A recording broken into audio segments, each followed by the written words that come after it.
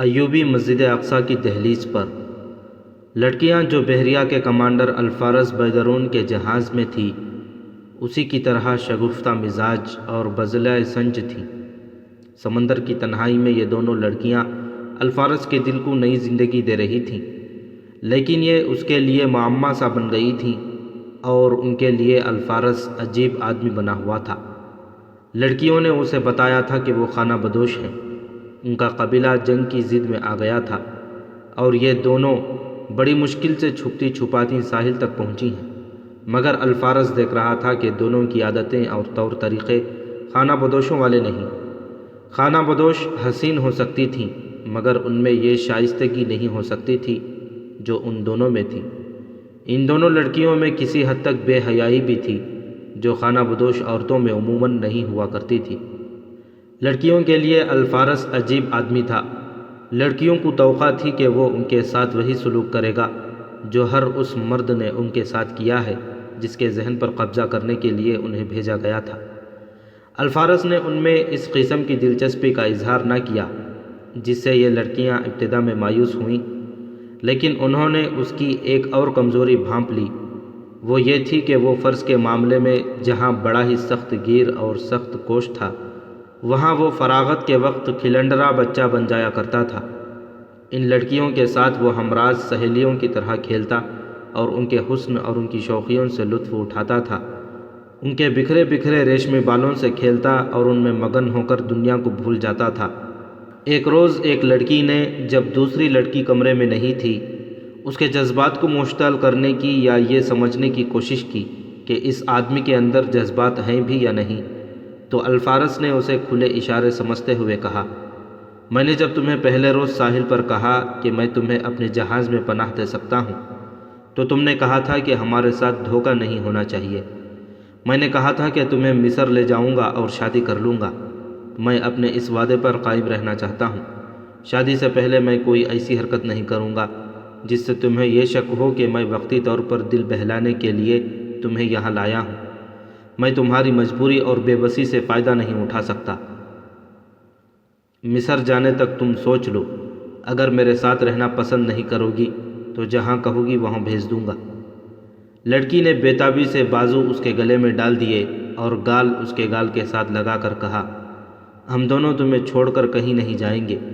تم پہلے مرد ملے ہو جس کے دل میں انسانیت کی پاکیزگی ہے، شیطانیت اور حیوانیت نہیں۔ لڑکی نے والہانہ محبت کا اظہار ایسے الفاظ میں اور ایسے انداز میں کیا کہ الفارس کو پانی پر تیرنے والا بحری جہاز فضا کی وسعتوں میں اڑتا محسوس ہونے لگا۔ یہی اس کی کمزوری تھی جو انسانی فطرت کے سب سے زیادہ خطرناک کمزوری ہے۔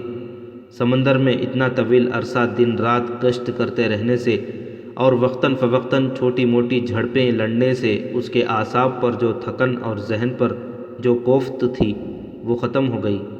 اعصاب پرسکون ہو گئے۔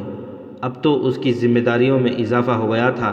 اس کے ہاتھ میں 6 جہازوں کی کمانڈ تھی اور وہ فلسطین کے ساحل سے کچھ دور گشت کرتا رہتا تھا۔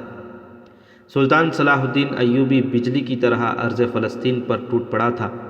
اس نے ساحلی علاقوں پر قبضہ کر لیا اور اب اسقلان میں بیت المقدس پر حملے کی تیاری کر رہا تھا۔ الفارس بیدرون کی ذمہ داری یہ تھی کہ سمندر کی طرف سے صلیبیوں کے لیے مدد اور رسد وغیرہ آئے تو اسے ساحل تک نہ پہنچنے دے۔ اس ذمہ داری نے اس کی نیندیں بھی حرام کر رکھی تھیں۔ یہ 2 لڑکیاں اس کے اعصاب کو سہلا لیا کرتی تھیں۔ الفارس نے ان لڑکیوں سے ایک روز کہا کہ ان میں خانہ بدوشوں والی عادتیں نہیں، ان کی بجائے ان میں شائستگی اور نفاست ہے۔ یہ ان میں کہاں سے آ گئی ہیں؟ ہم بڑے بڑے عیسائی گھروں میں نوکری کرتی رہی ہیں، ایک لڑکی نے جواب دیا۔ انہوں نے ہمیں میزبانی کے آداب اور اونچے درجے کے مہمانوں کے ساتھ سلوک اور برتاؤ کے طور طریقے سکھا دیے تھے۔ اگر آپ معمولی آدمی ہوتے تو ہم آپ کے ساتھ خانہ بدوشوں جیسا سلوک کرتی، ہماری باتیں اور حرکتیں خانہ بدوشیوں جیسی ہوتی۔ آپ بحریہ کے اتنے بڑے کمانڈر ہیں اور آپ کے دل میں ہماری اتنی زیادہ محبت ہے، ہم آپ کے ساتھ اجڑوں جیسا سلوک نہیں کر سکتی۔ دوسرے 5 جہازوں کے کپتانوں کو پتہ چل چکا تھا کہ ان کا کمانڈر الفارس اپنے جہاز میں 2 لڑکیاں لایا ہے۔ سب یہ خبر سن کر ہنسے یا مسکرائے تھے، لیکن سب نے محسوس کیا تھا کہ جہاز میں جنگ کے دوران اپنی بیوی کو تو رکھا جا سکتا ہے، اجنبی لڑکیوں کو رکھنا خطرے سے خالی نہیں۔ انہوں نے الفارس سے بات کی تو اس نے سب کو مطمئن کر دیا تھا۔ سب اس لیے جلدی مطمئن ہو گئے تھے کہ وہ الفارس کو عرصے سے جانتے تھے۔ وہ بدکار آدمی نہیں تھا، فرائض سے کوتاہی برداشت نہیں کرتا تھا۔ بیت المقدس کے اندر کی کیفیت غیر معمولی تھی۔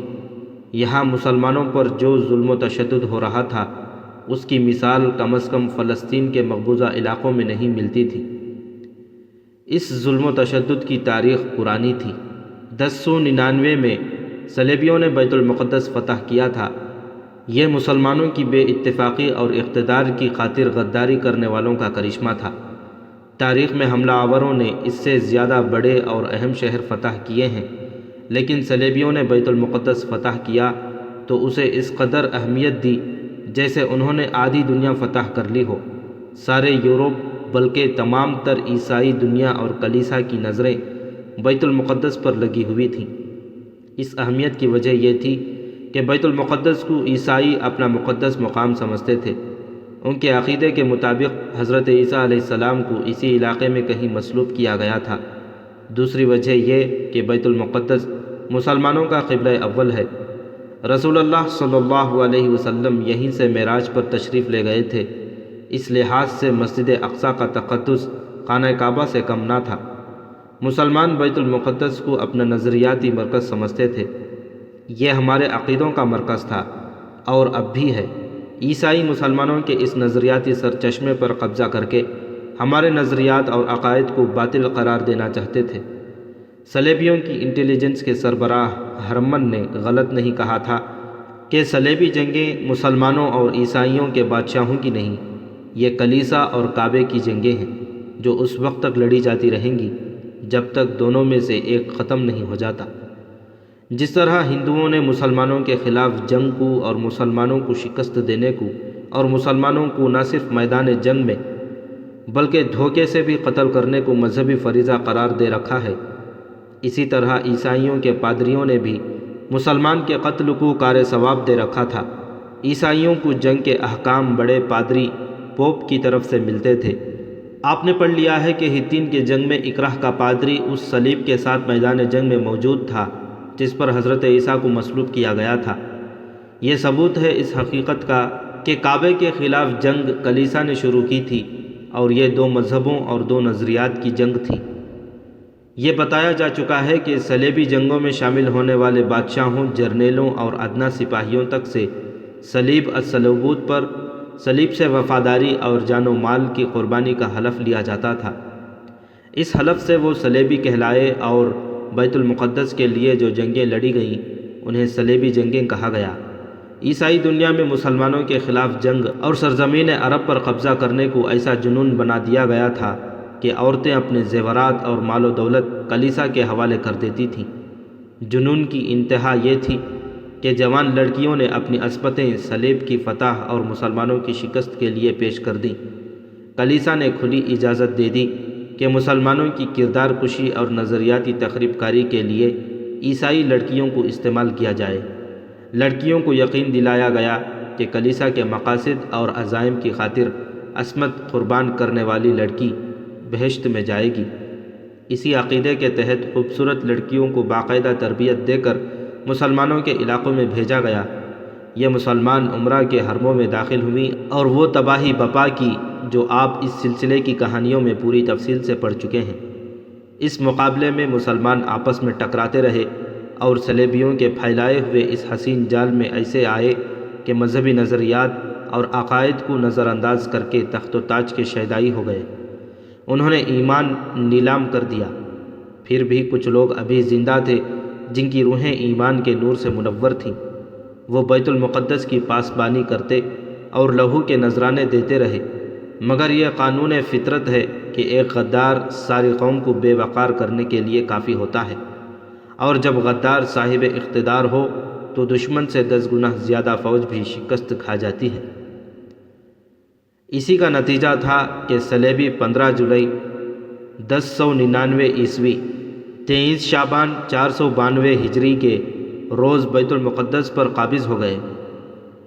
اس فتح میں جن مسلمان امراء اور ریاستوں کے حکمرانوں نے صلیبیوں کو مدد دی اور جس طرح مدد دی وہ ایک طویل اور شرمناک کہانی ہے۔ مثال کے طور پر اتنا ہی بتانا کافی ہوگا کہ جب صلیبی فوج بیت المقدس کی طرف بڑھ رہی تھی، شہزا کے امیر نے نہ صرف یہ کہ اس فوج کو نہ روکا بلکہ اسے رسد بھی دی اور رہبر گائیڈ بھی دیے۔ حمات اور تریپولی کے مسلمان امراء نے بھی صلیبی فوج کو راستہ دے کر رسد بلکہ تحائف بھی دیے اور اپنے قبلہ اول کی طرف روانہ کیا۔ راستے میں کئی ایک مسلمان ریاستیں آتی تھیں۔ انہوں نے اپنی ریاست اور حکومت کے تحفظ کی خاطر صلیبیوں کے دلکش اور حسین تحفے قبول کیے اور ان کے عوض صلیبی فوج کی ضروریات پوری کیں۔ ارقا کا امیر مرد مومن تھا جس کی جنگی طاقت صلیبیوں کے مقابلے میں کچھ بھی نہیں تھی، لیکن اس نے صلیبی فوج کے جرنیلوں کے مطالبے پر بھی انہیں کچھ نہ دیا بلکہ ان کے چیلنج کو قبول کر کے انہیں مقابلے کے لیے للکارا۔ صلیبی فوج نے ارقا کو محاصرے میں لے لیا۔ 14 فروری سے 23 مئی 1199 عیسوی تک ارقا کے مسلمانوں نے ایسی بے جگری سے مقابلہ کیا کہ صلیبی فوج نے بہت سا جانی نقصان اٹھا کر محاصرہ اٹھا لیا اور راستہ بدل کر آگے چلی گئی۔ اگر یہ تمام مسلمان امراء اپنے اپنے علاقے میں بیت المقدس کی طرف بڑھتی ہوئی صلیبی فوج کے سامنے مزاحم ہوتے رہتے تو ان کا اپنا نقصان تو ضرور ہوتا، لیکن صلیبی فوج کا خون قطرہ قطرہ بہہ کر ختم ہو جاتا۔ یہ فوج اپنے پلان سے 2-2.5 سال تاخیر سے بیت المقدس پہنچتی اور اس کے جسم میں خون کا ایک قطرہ نہ ہوتا۔ یہ کہنا غلط نہیں کہ صلیبیوں کو بیت المقدس تک مسلمان امراء نے تازہ دم اور رسد سے مالا مال کر کے پہنچایا۔ اس کی سزا ان مسلمانوں کو ملی جو بیت المقدس میں آباد تھے۔ وہاں مسلمان زائرین بھی گئے ہوئے تھے، وہ بھی کچلے گئے۔ 7 جون 1199 عیسوی کے روز صلیبیوں نے اس عظیم اور مقدس شہر کا محاصرہ کیا۔ وہاں حکومت مصر کا گورنر افتخار الدولہ تھا جس نے محاصرے میں بے مثال شجاعت اور عسکری ذہانت سے مقابلہ کیا۔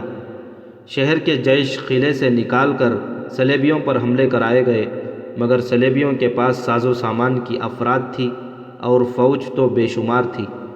15 جولائی 1099 عیسوی صلیبی فوج شہر میں داخل ہو گئی۔ تمام تر یورپ اور ہر عیسائی ملک میں جشن منائے گئے، مگر بھیانک اور ہولناک جشن وہ تھا جو فاتح صلیبیوں نے بیت المقدس کے اندر منایا۔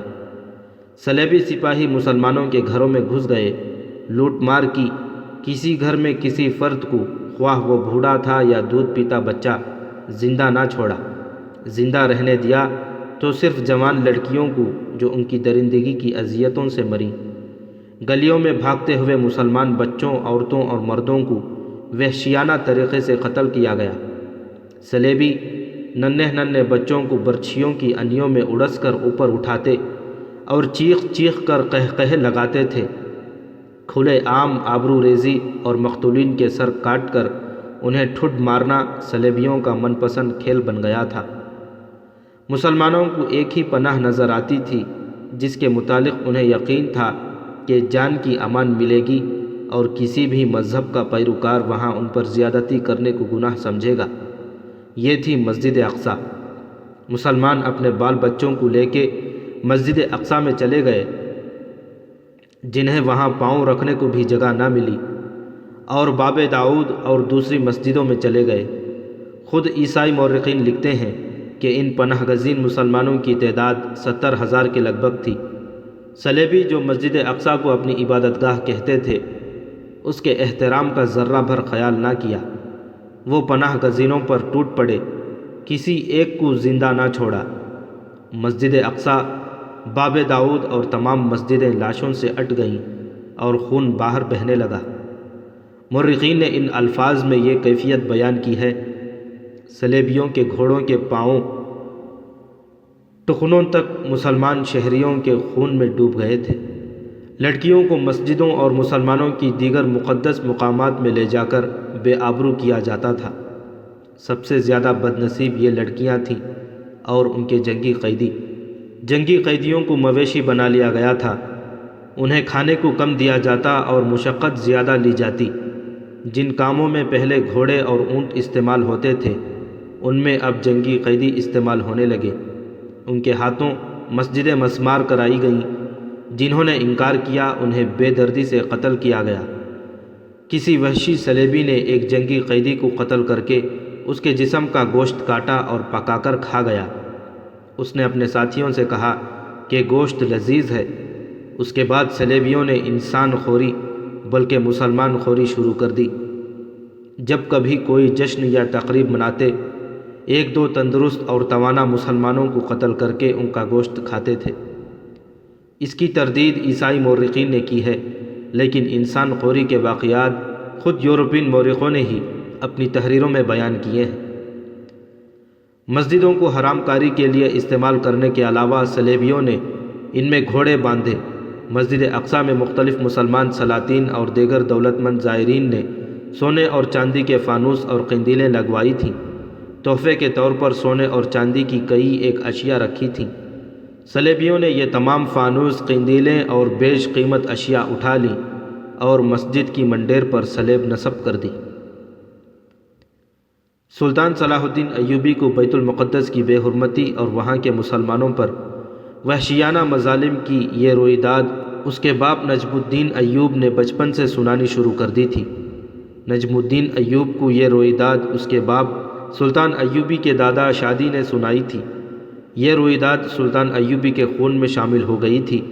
اس نے قسم کھائی تھی کہ وہ بیت المقدس کو آزاد کرائے گا۔ اب جب کہ اس مقدس شہر کو فتح کرنے نکلا تھا تو اس کے دو بیٹے الملک الافضل اور الملک الظاہر جوان تھے اور اس کی فوج میں تھے۔ بیت المقدس کے متعلق جو باتیں اسے اپنے باپ نے سنائی تھی وہ اس نے اپنے بیٹوں کو یوں سنا دی تھی جیسے ایک قیمتی ورثہ ان کے حوالے کیا ہو۔ بے مقصد جینے سے قبل از وقت مر جانا بہتر ہے۔ اس نے اپنے بیٹوں کی جنگی تربیت مکمل کر کے انہیں اپنی فوج میں شامل کرتے وقت کہا تھا۔ یہ الفاظ تمہارے دادا مرحوم کے ہیں جو انہوں نے مجھے اس وقت کہے تھے جب میں چچا شیر کوہ کے ساتھ صلیبیوں کے خلاف پہلی جنگ لڑنے کے لیے چلا تھا۔ انہوں نے کہا تھا، مجھے نظر آ رہا ہے کہ تم کسی جگہ کے حکمران بنو گے اور یہ بھی ممکن ہے کہ تم سلطان بن جاؤ۔ یاد رکھو بیٹے، تم آج سے میرے بیٹے نہیں، قوم کے بیٹے ہو۔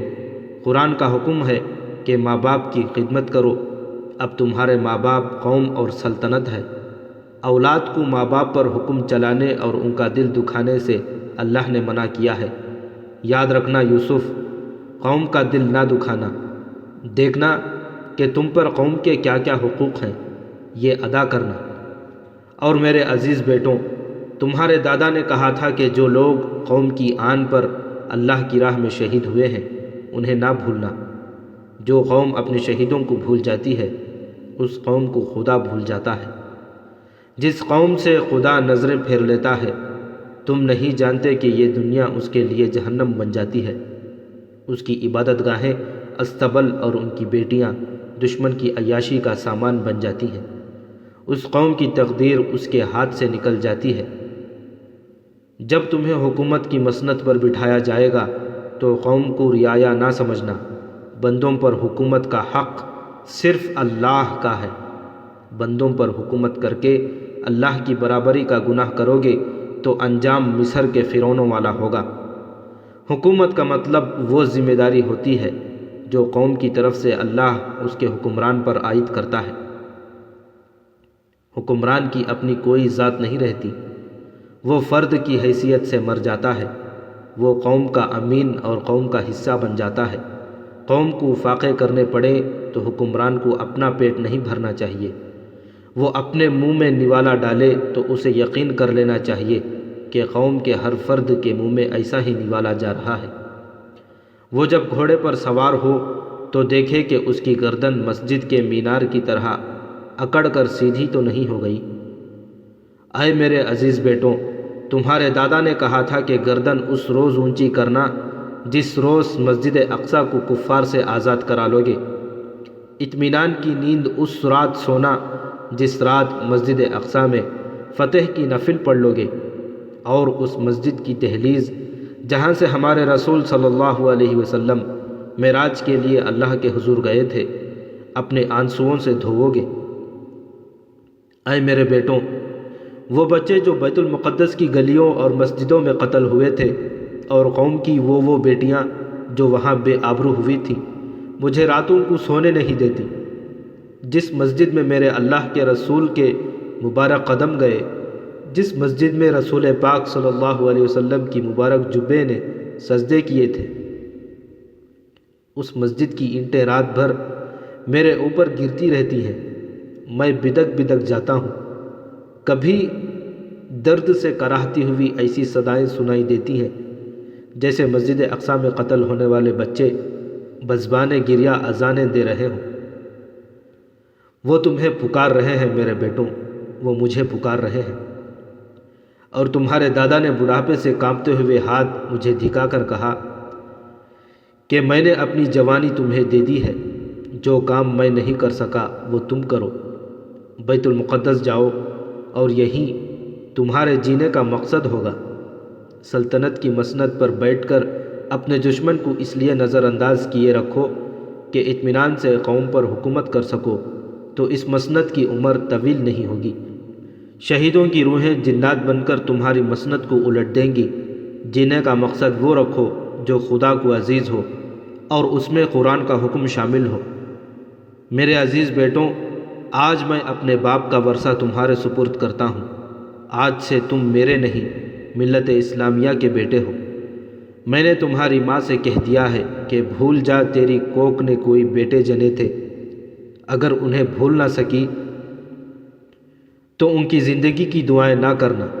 میں انہیں وہاں ذبح کرانے لے جا رہا ہوں جہاں ابراہیم علیہ السلام نے اپنے بیٹے کو اللہ کی راہ میں قربان کرنے کے لیے اس کی گردن پر چھری رکھی تھی۔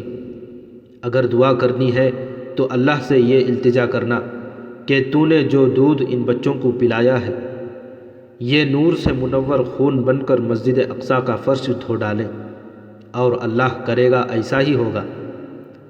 عہد کرو میرے بیٹوں، میں زندہ نہ رہا تو بیت المقدس کو تم آزاد کراؤ گے۔ اس نے دونوں بیٹوں کو 1099 عیسوی کی خونچکاں داستان سنائی، اور جب اس نے بیٹوں کو جانے کی اجازت دی تو انہوں نے سلطان ایوبی کو اس طرح سلام نہ کیا جس طرح بیٹے اپنے باپ کو کیا کرتے ہیں۔ وہ اٹھے اور الفضل جو بڑا تھا بولا، سلطان عالی مقام، صرف شہید ہونا کوئی کارنامہ نہیں، ہم شہادت سے پہلے بیت المقدس کی گلیوں میں دشمنوں کا اتنا خون بہائیں گے کہ آپ کے گھوڑے کے پاؤں پھسلیں گے، اور ہم دیکھیں گے کہ آپ مسجد اقصی سے صلیب اپنے ہاتھوں اتار کر صلیبیوں کے غلیظ خون میں پھینک رہے ہیں۔ مگر یہ خون نہتے شہریوں کا نہیں ہوگا الفضل، سلطان ایوبی نے کہا۔ یہ خون زرہ پوش صلیبیوں کا ہوگا، الفضل نے کہا۔ یہ خون اس لوہے سے ٹپکے گا جس سے صلیبیوں نے اپنے جسم ڈھانپ رکھے ہیں۔ ایمان کی تلوار باطل کی فولاد کو کاٹنے کی طاقت رکھتی ہے۔ اللہ تمہاری زبان مبارک کرے، سلطان ایوبی نے کہا۔ بیٹوں نے فوجی انداز سے باپ کو سلام کیا اور باہر نکل گئے۔ اب سلطان ایوبی بیت المقدس سے 40 میل دور بحیرہ روم کے کنارے اسقلان میں اس چیتے کی طرح بیٹھا تھا جو اپنے شکار پر جھپٹنے کے لیے تیار ہو۔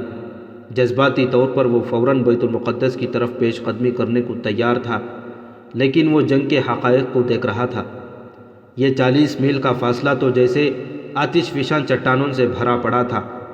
بیت المقدس کا دفاع ایسا ہی تھا، صرف شہر کے ارد گرد ہی دیوار نہیں تھی، بلکہ اس شہر کے ارد گرد دور دور تک علاقے میں چھوٹی چھوٹی قلعہ بندیاں اور صلیبی فوج کی چوکیاں آؤٹ پوسٹیں تھیں۔ گشتی پہرے کا انتظام بھی تھا۔ گھوڑ سوار پارٹیاں ان راستوں پر گھومتی پھرتی رہتی تھیں جن سے بیت المقدس تک پہنچا جا سکتا تھا۔ اب یہ دفاعی انتظامات پہلے سے زیادہ سخت کر دیے تھے۔ بیت المقدس کے اندر جو فوج تھی اس کے جرنیلوں کو سلطان ایوبی کی ہر ایک نقل و حرکت کا علم تھا، مگر ان میں اب اتنی ہمت نہیں رہی تھی کہ سلطان ایوبی کو اسقلان میں روک لیتے یا اس پر جوابی حملہ کرتے۔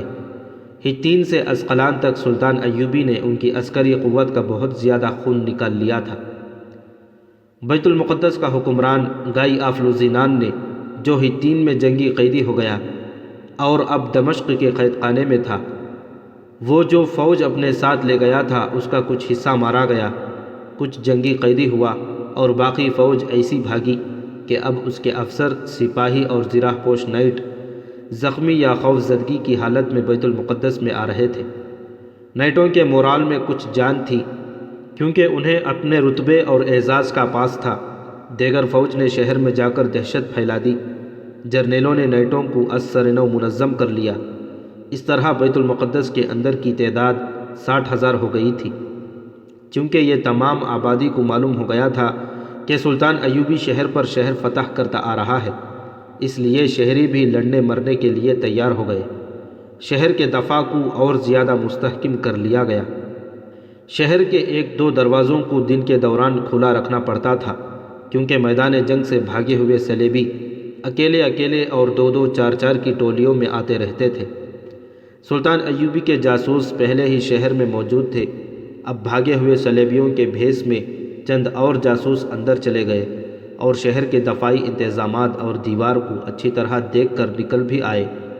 مسلمانوں پر پابندیاں پہلے سے زیادہ سخت کر دی گئیں۔ بیت المقدس سے 10-12 میل اسقلان کی طرف صلیبیوں کی ایک چوکی تھی جس میں 100 کے قریب صلیبی فوجی رہتے تھے۔ انہوں نے خیمے نصب کر رکھے تھے۔ ستمبر 1186 عیسوی کی ایک رات ان کی چوکی کے قریب ایک دھماکہ سا ہوا، پھر 2-3 اور ایسے دھماکے ہوئے۔ ان کے فوراً بعد شعلے اٹھے اور 3-4 خیمے جلنے لگے۔ سپاہی جاگ کر ادھر ادھر بھاگے۔ جو ہی فوجیوں میں ہلچل مچی، ان پر ہر طرف سے تیر آنے لگے۔ جلتے خیموں کی روشنی میں وہ نظر آ رہے تھے۔ یہ آتش گیر سیال کی ہانڈیاں تھیں جو سلطان ایوبی کے ایک چھاپہ مار جیش نے چھوٹی منجنیقوں سے پھینکی تھیں۔ یہ چوکی میں گر کر ٹوٹیں تو جہاں یہ گری تھی وہاں جلتے ہوئے فتیلے والے تیر چلائے گئے۔ آتش گیر سیال جل اٹھا۔ صلیبی ادھر ادھر بھاگے تو انہیں پتہ چلا کہ وہ گھیرے میں آئے ہوئے ہیں اور وہ زندہ نہیں نکل سکیں گے۔ چھاپہ ماروں نے للکارنا شروع کر دیا، زندہ رہنا چاہتے ہو تو ہتھیار ڈال کر ایک طرف کھڑے ہو جاؤ۔ شعلوں کی دہشت اور تباہ کاری تو اپنی جگہ تھی۔ سلطان ایوبی کے چھاپہ ماروں کی للکار نے صلیبیوں کا رہا سہا دم خم بھی ختم کر دیا تھا۔ وہ ہتھیار ڈال کر چھاپہ ماروں کی حراست میں آ گئے۔ ان کی تعداد 25-30 رہ گئی تھی۔ ان سے ہتھیار اور گھوڑے وغیرہ لے کر پیچھے بھیج دیا گیا۔ صبح طلوع ہوئی تو اس جلی ہوئی چوکی میں سلطان ایوبی کے ہراول دستے کا ایک جیش پہنچ چکا تھا۔ اس سے فوج کی پیش قدمی خاصے دور علاقے تک محفوظ ہو گئی۔ چھاپہ ماروں کی حالت جنگل کے درندوں کی سی ہو گئی تھی۔ 2-2 جانباز جھاڑیوں، ٹیکریوں اور چٹانوں پہ چھپ چھپ کر گھومتے پھرتے رہتے تھے۔ جہاں انہیں گشتی سواروں یا پیادوں سپاہیوں کی آواز آتی وہ چھپ جاتے اور جب صلیبی قریب آتے یہ ان پر ٹوٹ پڑتے۔ 2 آدمی اگر 6 آدمیوں پر ٹوٹ پڑے تو 2 کا کیا حشر ہوتا ہوگا۔ اس سے چھاپہ مار شہید بھی ہوتے تھے، زخمی بھی۔ یہ ان کی انفرادی جنگ تھی، انہیں کوئی کمانڈر دیکھ نہیں رہا تھا۔ وہ کہیں ادھر ادھر چھپتے رہتے تو کوئی پوچھنے والا نہیں تھا، لیکن جسمانی ٹریننگ کے ساتھ ساتھ انہیں جو روحانی اور ذہنی ٹریننگ دی گئی تھی اس نے انہیں آگ بگولا کر رکھا تھا۔ ہتین کی فتح کے بعد سلطان ایوبی نے جو بڑے شہر فتح کیے تھے وہاں کے مسلمانوں کی حالت فوج کو دکھائی گئی تھی۔ انہیں مسجدوں کی بربادی اور بے حرمتی دکھائی گئی تھی اور انہیں بتایا گیا تھا کہ یہ جنگ کسی بادشاہ کی بادشاہی کے تحفظ کے لیے نہیں لڑی جا رہی، بلکہ یہ اسلام کے تحفظ اور اس عظیم مذہب کے دشمن کے خلاف لڑی جا رہی ہے۔ اس ٹریننگ سے یہ جنگ ان کے ایمان کا جز بن گئی تھی۔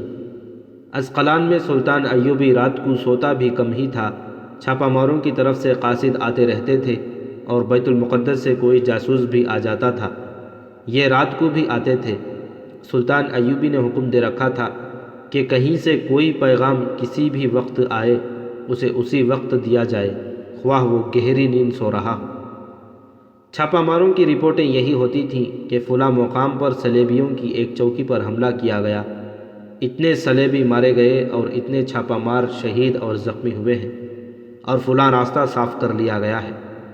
اس کے مطابق سلطان ایوبی نقشے پر پیش قدمی کے راستے کی لکیر میں رد و بدل کرتا رہتا تھا۔ سلطان ایوبی نے سالاروں اور نائب سالاروں کی آخری کانفرنس منعقد کی۔ ان میں بحریہ کے کپتان الفارس بیدرون کو بھی بلایا گیا۔ الفارس کے پاس جب قاصد پہنچا اس وقت اس کا جہاز اسقلان سے 20 میل دور کھلے سمندر میں تھا۔ کشتی اس تک پہنچتے آدھا دن لگ گیا اور الفارس اسی کشتی میں رات کو اسقلان پہنچا۔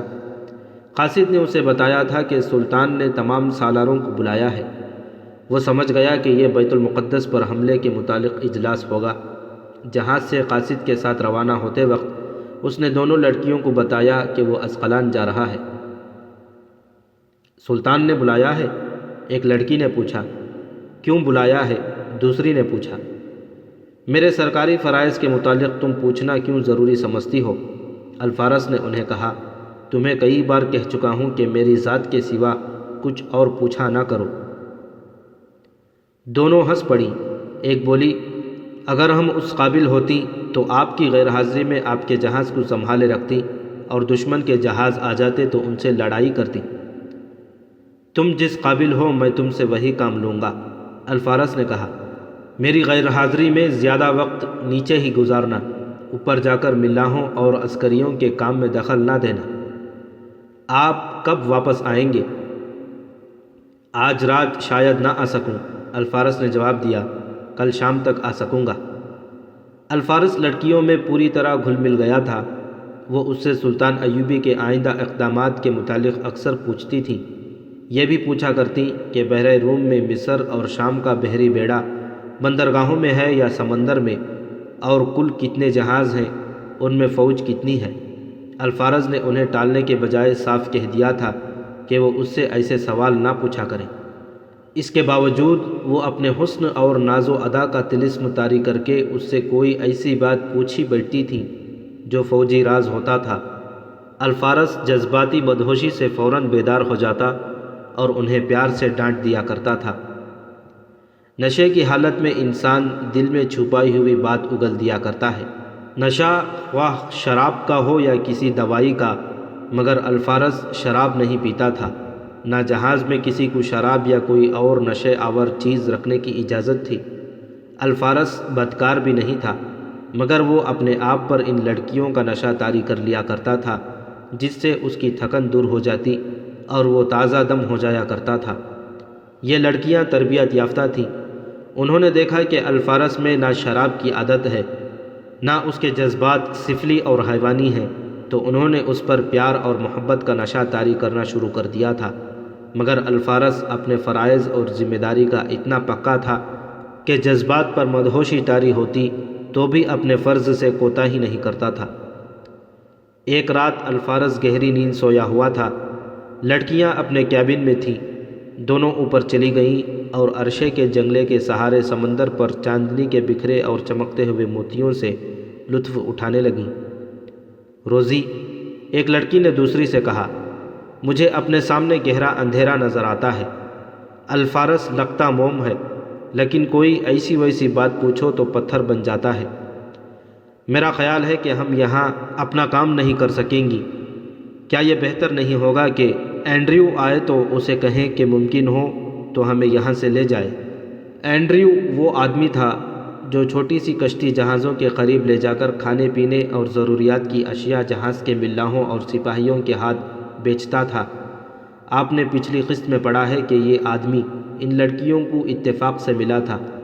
وہ غریب ماہی گیروں کے بحروپ میں اپنی کشتی پر الفارس کے جہاز کے قریب چیزیں بیچنے آیا تھا۔ اس نے لڑکیوں کو اور لڑکیوں نے اسے پہچان لیا اور انہوں نے رسیوں کی سیڑھی نیچے کروا کے اسے چیزیں خریدنے کے بہانے اوپر بلا لیا تھا۔ اس نے لڑکیوں کو بتایا تھا کہ وہ الفارس کے ان 6 جہازوں کے ساتھ سائے کی طرح لگا ہوا ہے اور وہ موقع ملتے ہی ان جہازوں کو تباہ کرا دے گا۔ لڑکیوں نے اسے بتایا تھا کہ وہ کس طرح الفارس سے ملی تھی اور انہوں نے خانہ بدوش بن کر اس جہاز میں پناہ لے لی ہے۔ لڑکیوں نے اسے یہ بھی بتایا کہ وہ پناہ کے بہانے جاسوسی اور تباہ کاری کریں گی۔ اس آدمی کا نام اینڈریو تھا اور وہ تخریب کار جاسوس تھا۔ پہلی ملاقات کے بعد وہ 2 بار اپنے بحروپ میں آیا اور لڑکیوں سے ملا تھا۔ لڑکیوں نے اسے بتایا تھا کہ الفارس ان کے جال میں نہیں آ رہا اور وہ کوئی راز نہیں دیتا۔ اینڈریو یہ معلوم کرنا چاہتا تھا کہ یہ جہاز کب تک اس ڈیوٹی پر رہیں گے اور یہ ٹائر کی طرف جائیں گے یا نہیں۔ اس نے لڑکیوں سے کہا تھا، معلوم ہوتا ہے تم اپنا فن بھول گئی ہو۔ اس جہاز میں اکیلا الفارس نہیں، اس کا نائب بھی ہے، اس کے نیچے ایک افسر اور بھی ہے، ان میں سے کسی کو کاٹ لو، ان میں رقابت پیدا کر دو، الفارس کے نائب کو اس کا دشمن بنا دو، اپنا جادو چلاؤ، تم کیا نہیں جانتی؟ سب جانتی ہو۔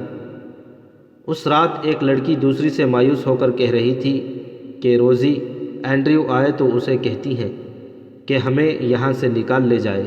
سنو فلوری، روزی نے اسے جواب دیا، اینڈریو ہمیں یہاں سے نکال نہیں سکے گا، یہ جنگی جہاز ہے، تم دیکھ رہی ہو کہ رات کو عرشے پر، بلکہ وہ اوپر دیکھو، مستول پر مچان بنائے ایک بحری سپاہی کھڑا ہے، فرار کی کوشش میں ہمارے ہاتھ اینڈریو کے پکڑے جانے کا بھی امکان ہے، ہمیں اتنی جلدی مایوس نہیں ہونا چاہیے۔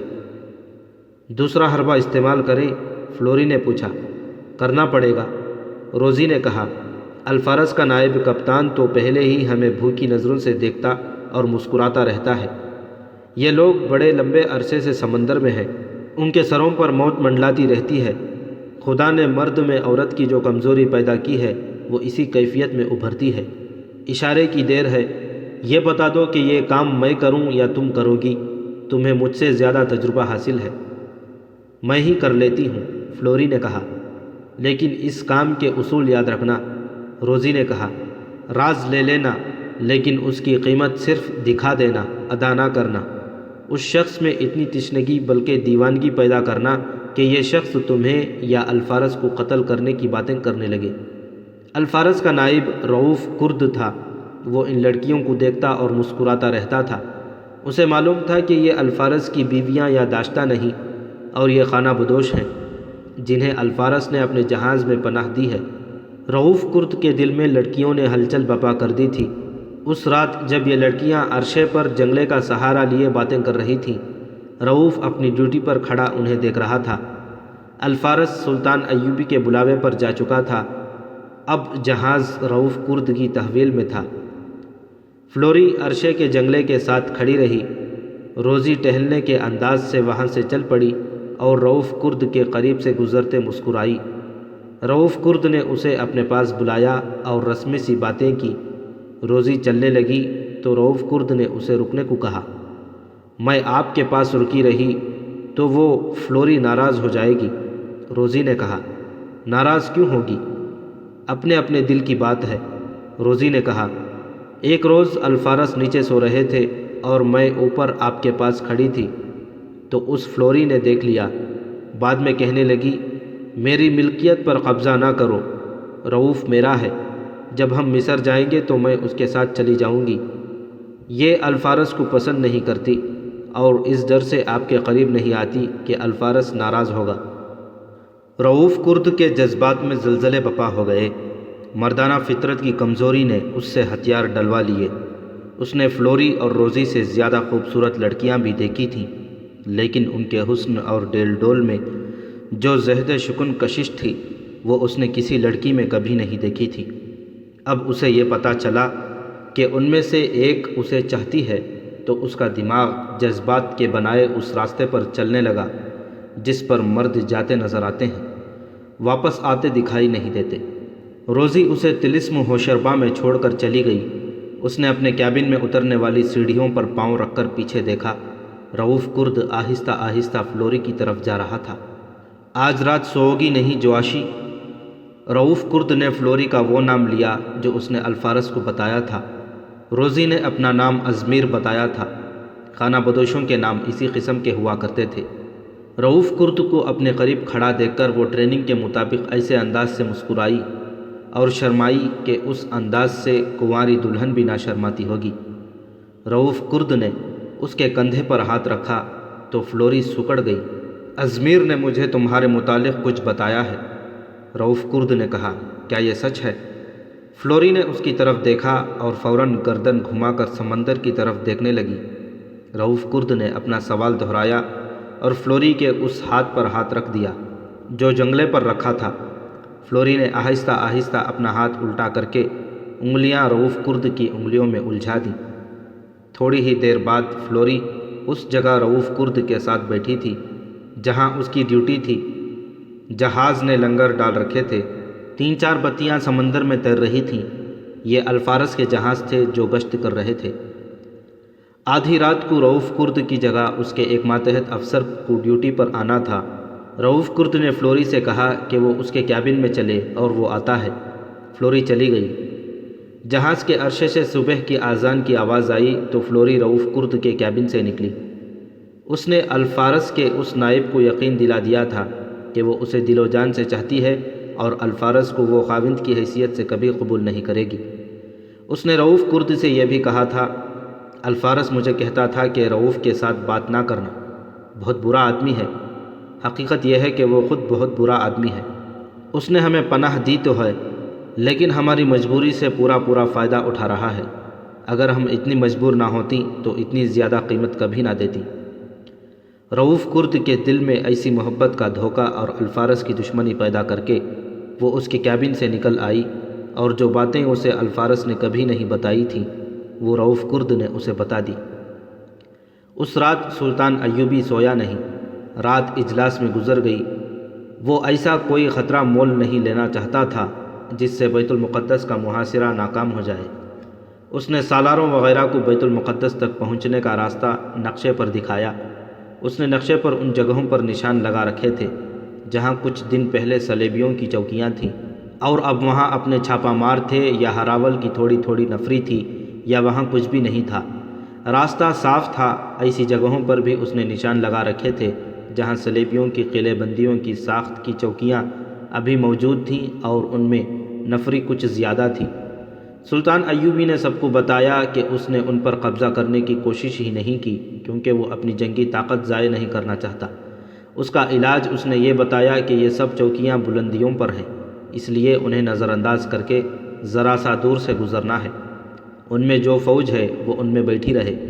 یہ تھوڑی نفری باہر آ کر ہمارا راستہ روکنے کی جرت نہیں کرے گی، لیکن دور سے ہمیں دیکھ کر ان میں سے قاصد بیت المقدس جا خبر دیں گے، ایک سالار نے کہا۔ پھر ہم بیت المقدس والوں کو بے خبری میں نہیں لے سکیں گے۔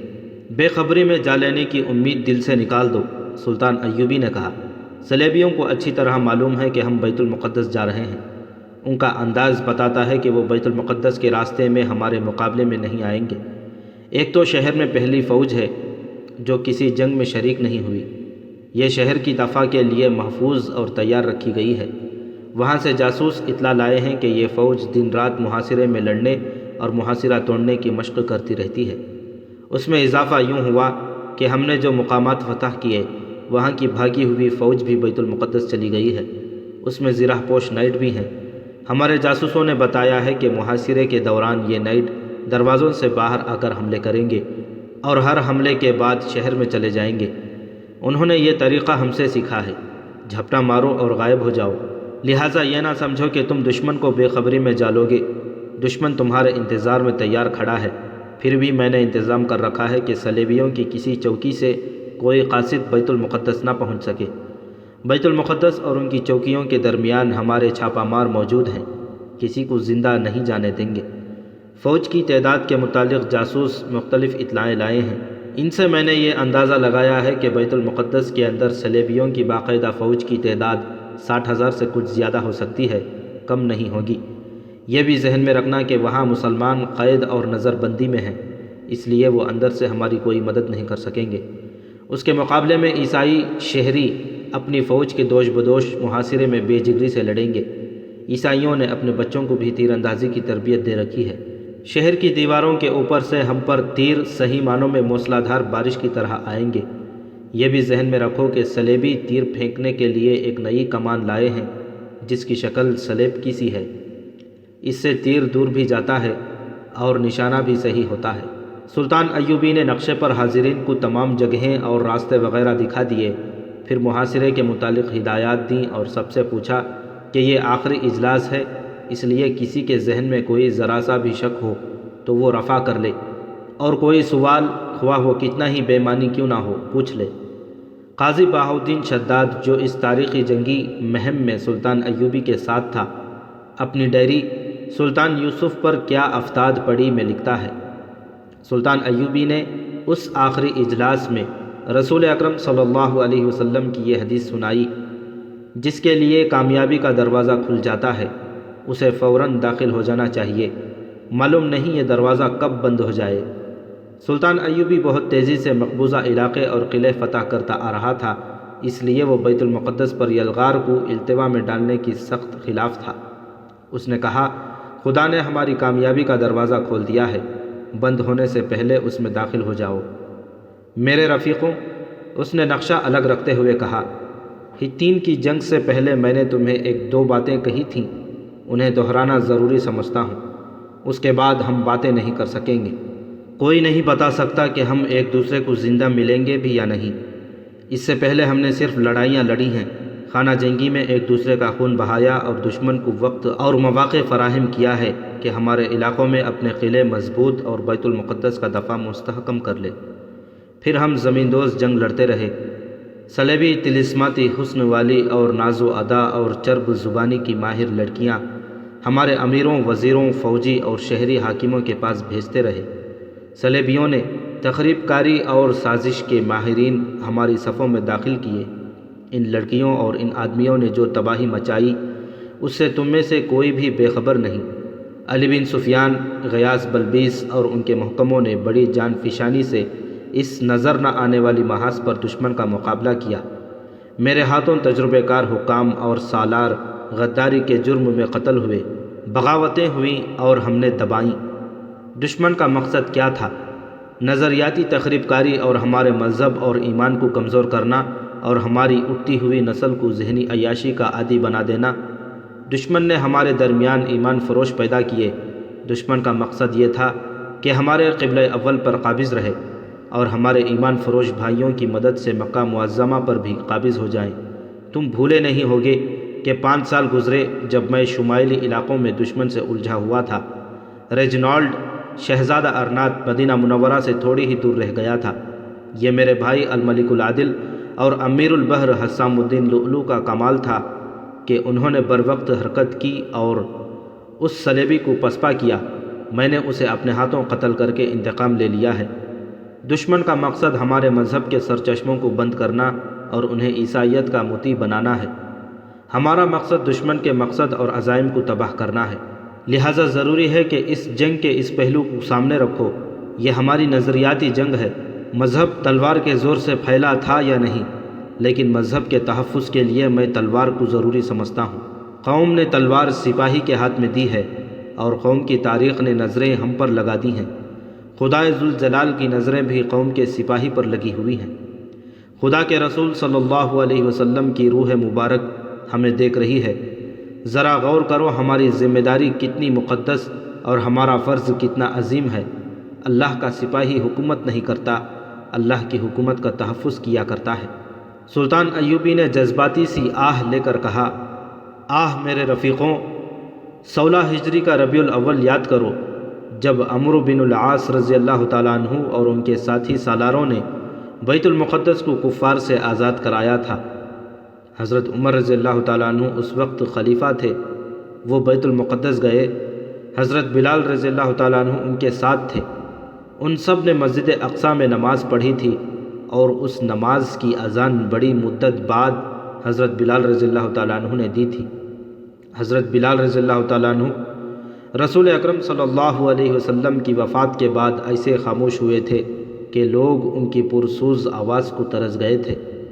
انہوں نے اذان دینی چھوڑ دی تھی، لیکن مسجد اقصیٰ میں آ کر حضرت عمر رضی اللہ تعالیٰ عنہ نے انہیں کہا، بلال، مسجد اقصیٰ اور بیت المقدس کے در و دیوار نے بڑی لمبی مدت سے اذان نہیں سنی، آزادی کی پہلی اذان تم نہ دو گے؟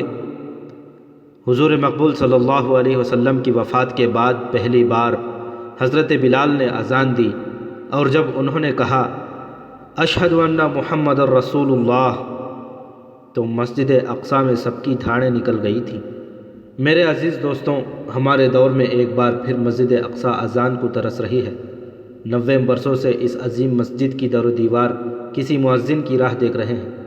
یاد رکھو، مسجد اقصیٰ کی اذانیں ساری دنیا میں سنائی دیتی ہیں۔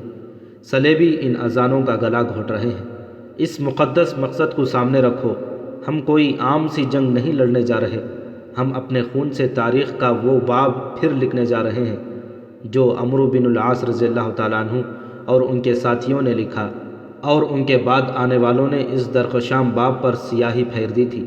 اگر چاہتے ہو کہ خدا کے حضور ماتھوں پر روشنی لے جاؤ، اور اگر چاہتے ہو کہ آنے والی نسلیں تمہاری قبروں پر آ کر پھول چڑھایا کریں، تو تمہیں بیت المقدس میں یہ منبر رکھنا ہوگا جو 20 سال گزرے نور الدین زنگی مرحوم مغفور نے وہاں رکھنے کے لیے بنوایا تھا۔ اس نے یہ منبر سب کو دکھا دیا اور کہا، یہ منبر زنگی مرحوم کی بیوہ اور اس کی بیٹی لائی ہیں۔ ہمیں اس بیٹی کی لاج رکھنی ہے جو قوم کی 200 بیٹیوں کو ساتھ لائی ہیں، کہ ہم میں سے کوئی میدان جنگ میں پیاسا نہ مر جائے، کوئی زخموں سے اس لیے نہ مر جائے کہ مرہم پٹی کرنے والا کوئی نہ تھا۔ تم جانتے ہو میں میدان جنگ میں عورتوں کو لانے کے حق میں کبھی نہیں ہوا تھا۔ ان لڑکیوں کو میں نے اس لیے رکھ لیا ہے کہ غیرت اور قوم و وقار کی یہ علامت ہمارے سامنے رہے، اور ہم سب یاد رکھیں کہ ہماری اسی قسم کی بیٹیاں بیت المقدس میں کفار کی درندگی اور عیاشی کا شکار ہو رہی ہیں۔ یاد رکھو میرے رفیقوں، قوم کی بیٹی اور قوم کے شہیدوں کو فراموش کر دینے والی قوم کو خدا بھی فراموش کر دیا کرتا ہے، اور اس کی لوح تقدیر پر عمر بھر کی لعنت لکھ دی جاتی ہے۔ یہ فیصلہ تمہیں کرنا ہے کہ تم روز قیامت لعنتوں میں اٹھائے جاؤ گے، یا ان میں جن کے متعلق رسول مقبول صلی اللہ علیہ وسلم سے خدا کہیں گے کہ یہ ہیں وہ سرفروش جنہوں نے کفر کے طوفان کو روکا اور تیرے مذہب کا نام بلند کیا تھا۔ سلطان ایوبی ایسی جذباتی باتیں کرنے کا عادی نہیں تھا، لیکن قاضی بہاؤالدین شداد اور اس دور کے وقائع نگاروں کی غیر مطبوعہ تحریروں کے مطابق بیت المقدس کے معاملے میں وہ اس قدر جذباتی تھا کہ جب بھی اس کا ذکر کرتا اس کی آنکھوں میں آنسو آ جاتے، یا وہ غصے میں ایک ہاتھ کی ہتھیلی پر دوسرے ہاتھ کے گھونسے مارنے لگتا اور بے چینی سے اٹھ کر ٹہلنے لگتا تھا۔ اس آخری جنگی اجلاس میں اس نے سالاروں وغیرہ کے جذبات کی یہ حالت کر دی کہ وہ جب باہر نکلے تو انہوں نے آپس میں کوئی بات نہ کی، ان کی چال ڈھال ہی بدل گئی تھی۔ وہ سیدھے اپنے اپنے دستوں میں گئے اور اپنے کمانڈروں کی بھی جذباتی حالت وہی کر دی جو ان کی اپنی اور سلطان ایوبی کی تھی۔ سب چلے گئے تو سلطان ایوبی نے بحریہ کے کمانڈر الفارس بیدرون کو اپنے پاس بلایا اور اس سے پوچھا کہ سمندر کی کیا خبر ہے۔ الفارس نے اسے تفصیل سے بتایا کہ اس کے جہاز گشت کرتے رہتے ہیں اور سکندریہ سے اسے پیغام ملتے رہتے ہیں، جن سے ظاہر ہوتا ہے کہ صلیبیوں کے بحری بیڑے کے کوئی آثار نہیں۔ ٹائر کی بندرگاہ میں ان کے جنگی جہاز موجود ہیں۔ میرے جاسوس چھوٹی بادبانی کشتیوں میں ماہی گیروں کے بحروپ میں وہاں جاتے رہتے ہیں۔ ٹائر اور اس کے آگے صلیبیوں کے بیڑے میں کوئی اضافہ نہیں ہوا۔ جو بیڑا موجود ہے یہ تیاری کی حالت میں ہے، اور صلیبیوں نے جہازوں میں جل کر اڑنے والے بارود کی نلکیاں لگا دی ہیں جو دور سے آتی ہیں اور بادبانوں کو آگ لگا دیتی ہیں۔ یہ نلکیاں اتنی دور سے آ سکتی ہیں جتنی دور تمہارے جلتے ہوئے فتیلے والے تیر جا سکتے ہیں۔ سلطان ایوبی نے کہا، ڈرنے کی کوئی ضرورت نہیں، ہم میں سے کسی کے دل میں ڈر نہیں۔ الفارس نے کہا، بحری چھاپہ مار اس حد تک تیار ہیں کہ بحری جنگ کے دوران وہ چھوٹی کشتیوں میں دشمن کے جہازوں کے قریب جا کر ان میں سوراخ کرنے اور ان پر آنکھ پھینکنے کو تیار ہیں، بشرطے کہ جنگ رات کو ہو۔ سلطان ایوبی نے کہا، دن کے وقت کسی چھاپہ مار کو سمندر میں نہ اتارنا، جوش میں آ کر جانیں ضائع ہوں گی۔ محتاط رہنا الفارس، جس طرح تم ماہی گیروں کے بحروپ میں اپنے جاسوس ٹائر تک بھیجتے ہو، اسی طرح دشمن کے جاسوس تمہارے جہازوں کے قریب آتے ہوں گے۔ اپنے جہازوں کو ایک دوسرے سے دور رکھنا تاکہ اچانک حملے کی صورت میں سب گھیرے میں نہ آ جائیں۔ انہیں اس طرح پھیلا کر رکھو کہ دشمن کو گھیرے میں لے سکو۔ آپس کا رابطہ دن میں جھنڈیوں سے اور رات کو بتیوں سے رکھو۔ جب الفارس سلطان ایوبی سے فارغ ہوا، سحر کا وقت ہو گیا تھا، وہ نماز کے لیے وہیں رک گیا۔ الفارس اسے اپنے قریب آواز سنائی دی۔ اس نے دیکھا وہ انٹیلیجنس کا کمانڈر حسن بن عبداللہ تھا۔ اس نے الفارس سے ہاتھ ملا کر پوچھا، مبارک ہو بھائی، ایک ہی بار 2 لڑکیوں سے شادی کر لی، دونوں کو ساتھ رکھا ہوا ہے، اپنے ساتھ مروانے کا ارادہ ہے؟ او حسن، الفارس نے اندھیرے میں اسے پہچانتے ہوئے کہا، وہ تو یار پناہ گزین لڑکیاں ہیں، یہیں ساحل پر چھپی ہوئی تھیں، خانہ بدوش ہیں، کہتی ہیں کہ ان کا سارا قبیلہ جنگ کی ضد میں آ کر گھوڑوں تلے کچلا گیا ہے، اور یہ محض اتفاق ہے کہ یہ 2 لڑکیاں زندہ رہیں اور ساحل تک پہنچ گئیں۔ حسن بن عبداللہ نے کہا، صلیبیوں نے باقی سب خانہ بدوشوں کو گھوڑوں تلے رون ڈالا اور اتنی زیادہ خوبصورت 2 لڑکیوں کو زندہ چھوڑ دیا۔ سمندر میں رہ رہ کر تم خشکی پر رہنے والے انسانوں کی فطرت کو شاید بھول گئے ہو۔ الفارس ہنس پڑا اور بولا، حسن بھائی، جاسوسی کرتے کرتے تم اب چیلوں اور کووں کو بھی صلیبیوں کے جاسوس سمجھنے لگے ہو۔ تم یہی کہنا چاہتے ہو کہ یہ لڑکیاں دشمن کی جاسوس ہوں گی؟ ہو سکتی ہیں، حسن نے کہا۔ تم کچھ زیادہ ہی زندہ دل ہو الفارس۔ ان لڑکیوں کو ٹائر کے قریب ساحل پر اتار آؤ۔ اجنبی لڑکیوں کو جنگی جہاز میں رکھنا مناسب نہیں۔ یہ نیکی نہیں ہوگی کہ میں انہیں مصر لے جا کر ان کے ساتھ شادی کر لوں، الفارس نے کہا، یا ایک کے ساتھ شادی کر لوں اور دوسری کی شادی کسی اور اچھے آدمی سے کرا دوں۔ غریب لڑکیاں ہیں، انہیں ساحل پر اتار دیا تو تم جانتے ہو کہ صلیبی ان کے ساتھ کیا سلوک کریں گے۔ ہو سکتا ہے وہ صلیبی ہی ہوں، حسن بن عبداللہ نے کہا۔ سنو الفارس، تم بچے نہیں ہو، معمولی سپاہی بھی نہیں ہو، بحریہ کے تجربے کار کمانڈر ہو۔ سوچنے اور سمجھنے کی کوشش کرو۔ مجھے بتایا گیا ہے کہ تم فرصت کا سارا وقت ان لڑکیوں کے ساتھ ہنستے کھیلتے گزارتے ہو۔ 1000 قسمیں کھاؤ، میں نہیں مانوں گا کہ تم نے انہیں پاک صاف اور نیک لڑکیاں بنا کے رکھا ہوا ہے۔ وہ اگر تمہیں دھوکہ نہ دیں تو تم اپنے آپ کو دھوکہ دے سکتے ہو۔ حسین اور جوان عورت کا جادو فرائض سے گمراہ کر دیتا ہے۔ بہت کچھ ہو سکتا ہے الفارس، ان لڑکیوں کو کہیں چھوڑ آؤ۔ اگر میں نے تمہارا کہا نہ مانا تو مجھے دیکھنا پڑے گا کہ یہ لڑکیاں کیسی ہیں، حسن بن عبداللہ نے کہا۔ اگر مشکوک ہیں تو میں انہیں تمہارے جہاز سے اتروا کر اپنے پاس بلا لوں گا، مگر میں تم پر چھوڑتا ہوں۔ ہم پرانے دوست ہیں، تم خود ہی کوشش کرو کہ میں فرض کی ادائیگی میں دوستی کو قربان نہ کر دوں۔ مجھ سے کسی بےہودگی کی توقع نہ رکھو حسن، الفارس نے کہا۔ تم دوستی کی بات کرتے ہو، میں تو فرض کی ادائیگی میں اپنی جان بھی قربان کر دوں گا۔ یہ لڑکیاں کوئی نقصان نہیں پہنچائیں گی۔ مجھے ان پر ذرا سا بھی شک ہوا تو انہیں ساحل پر اتاروں گا، زندہ سمندر میں پھینک دوں گا۔ واپس کس وقت جا رہے ہو؟ حسن بن عبداللہ نے پوچھا۔ نماز پڑھ کر کچھ دیر سوؤں گا، بہت تھک گیا ہوں، الفارس نے کہا۔ پھر چلا جاؤں گا، شام تک کشتی جہاز تک پہنچا دے گی۔ الفارس سے فارغ ہو کر حسن بن عبداللہ اس کمرے کی طرف چلا گیا جہاں اس کے محکمے کے آدمی رہتے تھے۔ ان میں سے ایک کو باہر بلایا، اسے کہا کہ الفارس بیدرون کا جہاز فلاں مقام پر لنگر انداز ہے، وہ کشتی میں جہاز تک جائے اور الفارس کے نائب رؤوف کرد سے کہے کہ اسے حسن بن عبداللہ نے بھیجا ہے۔ رؤوف کرد کے نام حسن نے پیغام دیا کہ اس آدمی کو کسی ڈیوٹی پر لگا لے، اسے دونوں لڑکیوں کے متعلق معلوم کرنا ہے کہ جہاز میں ان کی کوئی درپردہ سرگرمی تو نہیں، اگر ہے تو لڑکیوں کو جہاز سے ہٹا کر اپنے پاس بلایا جائے۔ حسن بن عبداللہ نے اپنے اس آدمی کو ہدایات دی اور ایک بادبانی کشتی کا انتظام کر کے اسے رخصت کر دیا۔ ہوا کا رخ بڑا اچھا تھا اور ہوا تیز تھی۔ کشتی جلدی جہاز تک پہنچ گئی۔ جہاز سے رسا لٹکا کر اس آدمی کو اوپر کر لیا گیا۔ وہ رؤوف کرد سے ملا، اسے پیغام دیا اور اپنا مقصد زبانی بھی بتایا اور یہ بھی بتایا کہ وہ تجربے کار جاسوس ہے۔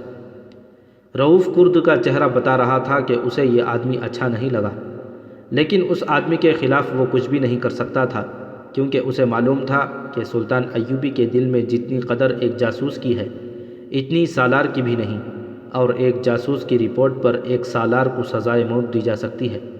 چنانچہ اس نے حسن بن عبداللہ کے اس جاسوس کی خاطر تواضع کی۔ آپ لڑکیوں کو پہلے دن سے دیکھ رہے ہیں؟ جاسوس نے رؤوف کرد سے پوچھا۔ ان کے متعلق آپ کو ذرا سا بھی شک ہے تو بتا دیں، ہم انہیں اسقلان تفتیش کے لیے لے جائیں گے۔ میں نے ابھی تک ان کی کوئی حرکت مشکوک نہیں دیکھی، رؤوف کرد نے جواب دیا۔ زیادہ تر الفارس کے کمرے میں رہتی ہیں۔ رؤوف کرد کو فوراً فلوری کا خیال آ گیا۔ اگر جاسوس ایک روز پہلے آتا تو رؤوف کرد کا جواب یہ ہوتا کہ ان لڑکیوں کو یہاں سے لے جاؤ، کیونکہ 6 جہازوں کا کمانڈر ان لڑکیوں کے ساتھ مگن رہتا ہے۔ مگر فلوری نے گزشتہ رات اسے بتایا تھا کہ وہ اسے دل و جان سے چاہتی ہے، روزی اس کی ہمراز تھی۔ اب رؤوف کرد کسی قیمت پر فلوری سے جدا نہیں ہونا چاہتا تھا۔ اس کے دل میں الفارس کی دشمنی پیدا ہو گئی تھی، لیکن وہ الفارس کو لڑکیوں سے محروم نہیں کر سکتا تھا، کیونکہ وہ خود فلوری سے محروم ہو جاتا۔ مجھے اب آپ کے ساتھ رہنا ہے، جاسوس نے کہا۔ الفارس کو معلوم نہیں ہونا چاہیے کہ میں جاسوسی کے لیے آیا ہوں۔ آپ نے حکم پڑھ لیا ہے، میں خود دیکھوں گا کہ لڑکیاں کیسی ہیں اور کیا کرتی ہیں۔ مجھے اگر ان پر جاسوسی کا نہیں، صرف یہ شک بھی ہوا کہ الفارس ان میں فرائض کی اوقات میں مہو رہے تو میں ان لڑکیوں کو یہاں نہیں رہنے دوں گا۔ اگر الفارس کو پتہ چل گیا کہ میں یہاں جاسوسی کر رہا ہوں تو مجھے آپ کے خلاف یہ بیان دینا پڑے گا کہ میرے متعلق الفارس کو آپ نے بتایا ہے، کیونکہ آپ کے سوا کسی کو علم نہیں کہ میں یہاں کیوں آیا ہوں۔ یہ جنگی جہاز تھا جس میں جہاز کا عملہ بھی تھا اور اس میں بحری لڑائی کی تربیت یافتہ بری فوج بھی تھی۔ جہاز کی صفائی وغیرہ، کھانا پکانے اور دیگر کاموں کے لیے فوجی ملازم بھی تھے۔ وہاں ایک آدمی کا اصل رخ چھپائے رکھنا مشکل نہ تھا۔ الفارس کمانڈر تھا۔ وہ ان چھوٹے چھوٹے ملازموں اور سپاہیوں میں سے کسی کو الگ کر کے نہیں کہہ سکتا تھا کہ یہ آدمی اجنبی ہے جسے اس نے پہلے کبھی نہیں دیکھا۔ رؤوف کرد جگہ گھوم پھر سکتا تھا، مگر رؤوف کو یہ شخص بالکل پسند نہیں آیا تھا۔ جاسوس نے اسی روز دونوں لڑکیوں کو دیکھ لیا اور اس نے اسی روز رؤوف کرد سے کہہ دیا، یہ لڑکیاں خانہ بدوش نہیں اور یہ مصیبت زدہ بھی نہیں، مجھے شک ہو گیا ہے۔ اتنے دنوں سے ہمارے ساتھ ہیں، رؤوف کرد نے کہا، مجھے ان پر کوئی شک نہیں ہوا۔ آپ کی آنکھ وہ نہیں دیکھ سکتی جو میری آنکھ دیکھ سکتی ہے۔ جاسوس نے کہا، ٹھنڈے علاقوں کی خانہ بدوش عورتوں کے رنگ ایسے ہی ہوتے ہیں، لیکن ان کی آنکھوں کا رنگ ایسا نہیں ہوتا اور ان میں یہ نفاست اور نزاکت نہیں ہوتی۔ محترم، ہماری جنگ ایسی ہی لڑکیوں سے رہتی ہے، یہ لڑکیاں یہاں نہیں رہ سکتی۔ کچھ دن دیکھ لو، رؤوف کرد نے کہا، کہیں ایسا نہ ہو کہ یہ واقعی مصیبت زدہ ہوں اور تم انہیں کسی اور مصیبت میں ڈال دو۔ ہاں، جاسوس نے کہا، میں جلد بازی نہیں کروں گا، کچھ دن دیکھ کر یقین کر لوں گا۔ سلطان ایوبی نے اپنے سالاروں سے ٹھیک کہا تھا کہ بیت المقدس میں جو صلیبی جرنیل ہیں انہیں معلوم ہے کہ اسلامی فوج بیت المقدس پر آ رہی ہے۔ ادھر جب سلطان ایوبی اپنے سالاروں کو آخری ہدایات دے رہا تھا، ادھر بیت المقدس میں صلیبی ہائی کمانڈ اپنے جرنیلوں کو محاصرے میں لڑنے کی تیاری کر رہی تھی۔ ہم صلاح الدین کو راستے میں نہیں روکیں گے، ان کا کمانڈر ان چیف کہہ رہا تھا۔ بے شک اس کی فوج تعداد میں کم ہے، لیکن اسے اسلحہ اور رسد کی کوئی پریشانی نہیں۔ اس کے امدادی انتظامات مضبوط اور قابل اعتماد ہیں۔ اسے بیت المقدس کا محاصرہ کرنے دو۔ ہمارے پاس لمبے عرصے کے لیے خوراک اور دیگر سامان موجود ہے۔ اگر محاصرہ طویل اور خوراک کم رہ گئی تو ہم مسلمانوں کو بھوکا اور پیاسا رکھیں گے، اس سے خوراک بچے گی اور کھانے والے بھی کم ہو جائیں گے۔ مجھے سب سے زیادہ بھروسہ نائٹوں پر ہے، انہیں باہر نکل کر حملے کرنے اور واپس آنا ہے۔ میں آپ سب کو یقین دلاتا ہوں کہ محاصرہ ناکام رہے گا۔ آپ نے فوج کی حالت کو پیش نظر نہیں رکھا، ایک جرنیل نے کہا۔ شہر میں فوج کی آدھی نفری ایسی ہے جو حطین سے اسقلان تک کی لڑائیوں سے بھاگی ہوئی ہے اور ان کا لڑنے کا جذبہ سرد پڑ گیا ہے، بلکہ یہ کہنا غلط نہیں ہوگا کہ ان پر صلاح الدین کی فوج کا خوف طاری ہو گیا ہے۔ تازہ دم دستے وہی ہیں جو شہر میں موجود ہیں، میدان جنگ میں نہیں گئے۔ ہم نے اس مسئلے کا حل نکال لیا ہے، کمانڈر ان چیف نے کہا۔ پادری فوج میں گھوم پھرنے لگے ہیں، وہ سپاہیوں کو انجیل کے حوالے دے کر ذہن نشین کرا رہے ہیں کہ اسلامی فوج کو شکست دینا کیوں ضروری ہے اور یہ مذہبی فریضہ ہے۔ اگر جرنیل اور دیگر کمانڈر اسے مذہبی جنگ سمجھ کر لڑیں گے تو سپاہی بھی مذہبی جوش و خروش سے لڑیں گے۔ اگر ہم بیت المقدس کی جنگ ہار گئے تو بحر روم بھی ہمیں پناہ نہیں دے سکے گا۔ صلاح الدین ایوبی کیوں کامیاب ہوا ہے؟ صرف اس لیے کہ وہ اپنے مذہب کا پکا ہے جسے وہ ایمان کہتا ہے۔ ہم نے اسے خانہ جنگی سے تباہ کرنے کی کوشش کی، مگر اس نے خانہ جنگی بھی جیت لی۔ ہم نے جن مسلمان حکمرانوں کو اس کے خلاف کیا تھا وہ اس کے مطیع ہو گئے۔ ہم نے اپنی بیٹیوں کی عصمتوں سے اس کی جنگی طاقت اور سلطنت کو کمزور کرنے کی کوشش کی، مگر یہ قربانی بھی ضائع ہوئی۔ یہ شاید ہماری غلطی تھی کہ ہم نے عورت کو استعمال کیا اور اس امید پر بیٹھ گئے کہ صلاح الدین گھر بیٹھے مر جائے گا۔ ہماری کوئی قربانی ضائع نہیں ہوگی۔ بطریق اعظم جو وہاں موجود تھا بولا، آپ کی یہ سوچ غلط ہے کہ دو مذہبوں کی جنگ صرف فوجیں لڑا کرتی ہیں۔ اپنے مذہب کے فروغ اور دشمن مذہب کی تباہی کے لیے بے شک تلوار ضروری ہے، لیکن دشمن کے ذہن اور اس کی روح کو گمراہ کرنے کے لیے یہ طریقے ضروری تھے۔ جن کے متعلق آپ کہہ رہے ہیں کہ قربانیاں ضائع ہوئیں۔ ہم اپنی ان بیٹیوں کو خراج تحسین پیش کرتے ہیں جنہوں نے اپنے غیر معمولی حسن کی بدولت بڑے اونچے درجے کے حاکموں کی بیویاں بننا اور شاہانہ زندگی گزارنی تھی، مگر انہوں نے اپنا آپ اور اپنا مستقبل صلیب پر قربان کر دیا اور وہ مسلمانوں کے حرموں اور درباروں میں ذلیل و خوار ہوئیں۔ مسلمانوں میں خانہ جنگی انہوں نے کرائی، مسلمان حکمرانوں کے ایمان ان لڑکیوں نے خریدے۔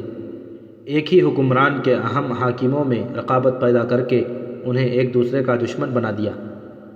صلیب کے جرنیلوں، یہ مت بھولو کہ دشمن کو مارنے کا بہترین طریقہ یہ ہے کہ اس میں ذہنی عیاشی اور جنسی جذبات پر سستی پیدا کر دو، اسے راگ رنگ اور جھوٹی لذتوں کا عادی بنا دو، اس کے حکمرانوں کو تخت و تاج اور زر و جواہرات کی ہوس میں مبتلا کر دو۔ مسلمان دنیا بھر کا مانا ہوا اور دلیر سپاہی ہے۔ جنگی جذبہ اور مذہبی جنگ جہاد کا جتنا جنون مسلمانوں میں ہے اتنا ہم میں نہیں۔ جتنے اعلیٰ جرنیل مسلمانوں نے پیدا کیے ہیں اتنے ہم نہیں کر سکے۔ یہ ان کی روایت ہے، اگر ہم نے ان کے ذہن بدلنے کی کوشش نہ کی تو ان کا جذبہ، مذہبی جنون اور ان کی روایت زندہ رہے گی۔ اگر ان کی روایت زندہ رہی تو صلیب زندہ نہیں رہ سکے گی۔ اسلام یورپ تک گیا، ہندوستان اور اس سے اوپر چین تک گیا۔ چین کا امیر البحر مسلمان رہا، وہاں کے بعض جرنیل اب بھی مسلمان ہیں۔ ہندوستان کے مشرق میں بڑے بڑے جزیروں میں چلے جاؤ، وہاں بھی تمہیں عربوں کی یعنی اسلام کی حکمرانی نظر آئے گی۔ آپ یہ طوفان صرف تلوار سے نہیں روک سکتے، یہ دوسرے طریقوں سے روکا جا سکے گا۔ ہمیں اسلام کے اس مرکز کو، جسے مسلمان خانہ کعبہ کہتے ہیں، مردہ کرنا پڑے گا۔ بیت المقدس پر قبضہ برقرار رکھنا پڑے گا۔ مسلمان حکمران اور بادشاہ جہاں کہیں بھی ہیں انہیں جنگی اور مالی مدد دے کر بیکار کرنا ہوگا، اور اس کے ساتھ ہی ان کے حرموں میں اپنی تجربہ کار لڑکیاں اسی طرح داخل کرتے رہیں گے جس طرح عرب کی ریاستوں میں کرتے رہے ہیں۔ ہم نے یہ طریقہ یہودیوں سے سیکھا ہے۔ انہوں نے مسلمانوں کی کردار کشی اور مذہبی بیخ کنی کا نہایت دانشمند منصوبہ بنا رکھا ہے اور وہ اس پر عمل کر رہے ہیں۔ وہ ہماری مدد کر رہے ہیں۔ میں آپ کو یقین دلاتا ہوں کہ وہ وقت تیزی سے آ رہا ہے کہ بیت المقدس پر ہمارا مستقل قبضہ ہو جائے گا۔ اس کے ارد گرد دور دور کے علاقے بھی ہمارے قبضے میں ہوں گے۔ مسلمان ریاستوں میں بٹ کر ایک دوسرے کے دشمن ہو جائیں گے۔ اگر دشمن نہ ہوئے تو ان میں اتحاد بھی نہیں ہوگا۔ یہودیوں کے دانشوروں نے صحیح کہا ہے کہ مسلمان اپنے آپ کو بادشاہ سمجھیں گے، لیکن ان کی بادشاہی اور آزادی کی باغ دوڑ ہمارے ہاتھ میں ہوگی۔ یہ کام آپ ہم پر چھوڑ دیں۔ یہ درپردہ اور زمیندوز کام دانشوروں کا اور مذہبی پیشواؤں کا ہے۔ آپ فوجی ہیں، میدان جنگ کی بات کریں۔ آپ کا بڑا ہی خطرناک دشمن بیت المقدس پر آ رہا ہے، آپ اس کو شکست دینے کی سوچیں۔ وہ اتوار کی صبح تھی اور 1186 کے ماہ ستمبر کی 20 تاریخ تھی جب سلطان ایوبی حیران کن تیز رفتاری سے بیت المقدس پہنچ گیا۔ ہجری کیلنڈر کے مطابق 15 رجب 583 ہجری کا روز تھا۔ صلیبیوں کو سلطان ایوبی کا انتظار تھا، لیکن انہیں یہ توقع نہیں تھی کہ وہ اس قدر تیزی سے آئے گا۔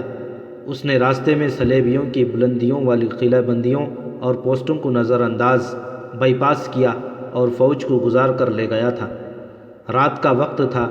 قلعہ بندیوں سے صلیبیوں نے بیت المقدس کو قبل از وقت اطلاع دینے کے لیے قاصد روانہ کیے ہوں گے، لیکن کوئی بھی وہاں تک نہ پہنچ سکا، جس کا ثبوت یہ ہے کہ جب سلطان ایوبی کے ہراول دستے شہر تک پہنچے اس وقت اوپر دیوار پر 2-4 سنتری کھڑے تھے۔ شہر کے دروازے بند تھے۔ اندر سے گرجوں کے گھنٹوں کی آوازیں آ رہی تھیں۔ نقارے اور بگل بج اٹھے۔ دیوار پر ہر طرف انسانوں کے سر ابھرنے لگے۔ ان سروں پر فولادیں کھودیں تھیں اور کمانیں صاف نظر آ رہی تھیں۔ ان سروں میں اضافہ ہوتا چلا گیا اور پھر یوں نظر آنے لگا جیسے دیوار کے اوپر انسانی سروں کی ایک فصیل کھڑی کر دی گئی ہو۔ شہر کے مغرب کی جانب کچھ علاقہ چٹانی تھا۔ سلطان ایوبی نے اپنے خصوصی دستوں کو وہاں خیمہ زن کر دیا اور خود شہر کے ارد گرد یہ دیکھنے کے لیے گھومنے پھرنے لگا کہ دیوار کس جگہ سے کمزور ہے اور نقب کہاں لگائی جا سکتی ہے، یا کہیں سے سرنگ کھودی جا سکتی ہے یا نہیں۔ سلطان ایوبی کے نقب زن جیش جان بازی میں مشہور تھے۔ اسلامی فوج شہر کے ہر طرف موجود تھی۔ لیکن بڑا اجتماع مغرب کی جانب تھا، جس جانب شہر کی دیوار کے دو مستحکم برج تھے، ایک داؤد برج اور دوسرا تنکرڈ برج تھا۔ ان میں دور مار تیر انداز تھے اور وہاں منجنیقیں بھی نصب تھیں۔ سلطان ایوبی شہر کے ارد گرد دیوار کا جائزہ لیتا پھر رہا تھا۔ اس دوران مغرب کی جانب والے دستوں کے سالار نے آگ اور پتھر پھینکنے والی منجنیقیں نصب کرنی شروع کر دیں۔ صلیبیوں نے بہادری کا یہ مظاہرہ کیا کہ اپنی دفاعی اسکیم کے مطابق شہر کا ایک دروازہ کھول دیا۔ اس میں سے زرہ پوش نائٹ گھوڑوں پر سوار، ہاتھوں میں برچھیاں تانے سر پر گھوڑے دوڑاتے نکلے اور منجنیقیں نصب کرنے والے مجاہدین پر حملہ بول دیا۔ ان کے پیچھے دروازہ بند کر دیا گیا۔ گھوڑوں کے گھومنے پھرنے کے لیے جگہ کافی تھی۔ نائٹ آہن پوش تھے، اس لیے ان پر تیر کوئی اثر نہیں کرتے تھے۔ ان کا حلہ یعنی چارج اس قدر تیز، شدید اور غیر متوقع تھا کہ مجاہدین کو پر اثر مزاحمت کی مہلت نہ ملی۔ ان میں سے کئی نائٹوں کے برچیوں سے زخمی اور شہید ہوئے اور پیچھے آنے والے گھوڑوں تلے کچلے گئے۔ گھوڑے بگولے کی طرح آئے تھے، اپنی اڑتی ہوئی گرد میں گھومے اور جب دروازے کے قریب پہنچے تو دروازہ بند ہو گیا۔ وہ اپنے پیچھے خاک و خون میں تڑپتے کئی ایک مسلمان مہندس یعنی منجنیقیں چلانے والے چھوڑ گئے۔ سپاہی انہیں اٹھانے کو دوڑے تو دو تین نسوانی آوازیں سنائی دیں، پیچھے رہو، یہ ہمارا کام ہے۔ اس کے ساتھ ہی بہت سی لڑکیاں دوڑتی آئیں۔ انہوں نے درختوں کی ٹہنیوں کے بنے ہوئے اسٹریچر اٹھا رکھے تھے۔ بعض لڑکیوں کے کندھوں سے پانی کے چھوٹے مشکیزیں لٹک رہے تھے۔ اوپر سے صلیبیوں کے تیر آ رہے تھے، جن سے دو تین لڑکیاں گر پڑیں۔ بہت سے مسلمان تیر انداز دوڑ کر لڑکیوں کو اوپر سے آنے والے تیروں کے درمیان آ گئے اور انہوں نے برجوں پر تیز تیر اندازی شروع کر دی۔ جو تیر انداز پیچھے تھے انہوں نے بھی برجوں اور دیواروں کے اوپر بڑی ہی تیز تیر اندازی شروع کر دی۔ اوپر سے تیروں کا مہ تھم گیا اور دونوں طرف کے تیروں کے سائے میں لڑکیاں زخمیوں کو اٹھا لائیں اور پیچھے درختوں کے سائے میں لے گئیں۔ اسد الاسدی، جو اس دور کا وقائع نگار تھا، اپنی ایک غیر مطبوعہ تحریر میں لکھتا ہے کہ سپاہی ہر جنگ میں زخمی ہوتے تھے، انہیں اٹھا کر جراحوں کے خیموں تک پہنچا دیا جاتا تھا، مگر انہیں اٹھانے والے انہی کی طرح مرد اور سپاہی ہوتے تھے اور اس معاملے میں کوتاہی بھی نہیں کرتے تھے۔ لیکن بیت المقدس کے محاصرے میں لڑکیوں نے زخمیوں کو اٹھایا اور جراحوں کے جیش کے ساتھ ان کی مرہم پٹی میں ہاتھ بٹایا اور زخمیوں کے سر اپنی گودھوں میں رکھ کر پانی پلایا تو کئی ایک زخمی جو ہوش میں تھے جوش میں اٹھ کھڑے ہوئے اور للکارنے لگے، یہ زخم ہمیں لڑنے سے نہیں روک سکتے، اور ایسی آوازیں بھی سنائی دیں، ہم بیت المقدس کے اندر جا کر زخمیوں پر پٹی باندھیں گے۔ اور جب زخمیوں نے دیکھا کہ تین چار لڑکیوں کو بھی تیر لگے ہیں تو زخمیوں کو سنبھالنا مشکل ہو گیا۔ لڑکیوں نے سب کے جوش اور جذبے میں آگ بھر دی تھی۔ اسی مقام پر منجنیقیں نصب کرنے کے لیے مہندسوں کا ایک اور جیش آگے بڑھا۔ تیر اندازی تیز کر دی گئی، منجنیقیں نصب ہو گئیں، ان سے وزنی پتھر اور آگ کے گولے پھینکے جانے لگے جو دیوار پر بھی گرتے تھے اور اندر بھی۔ دروازہ ایک بار پھر کھلا اور نائٹوں کے گھوڑے منجنیقوں کی طرف ہوا کی رفتار سے آئے تو ان کے پہلو سے مسلمان سوار ان پر ٹوٹ پڑے۔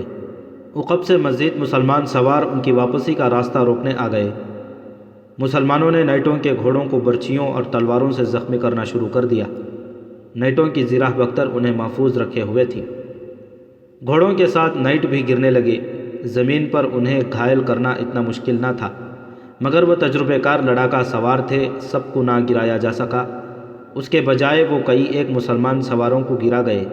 وہ واپس ہوئے تو مسلمان سواروں نے انہیں روکنے کی کوشش کی، مگر جو نائٹ گھوڑوں کے پیٹوں پر رہے وہ اندر چلے گئے اور دروازہ بند ہو گیا۔ اس کے بعد یہ سلسلہ چلتا رہا۔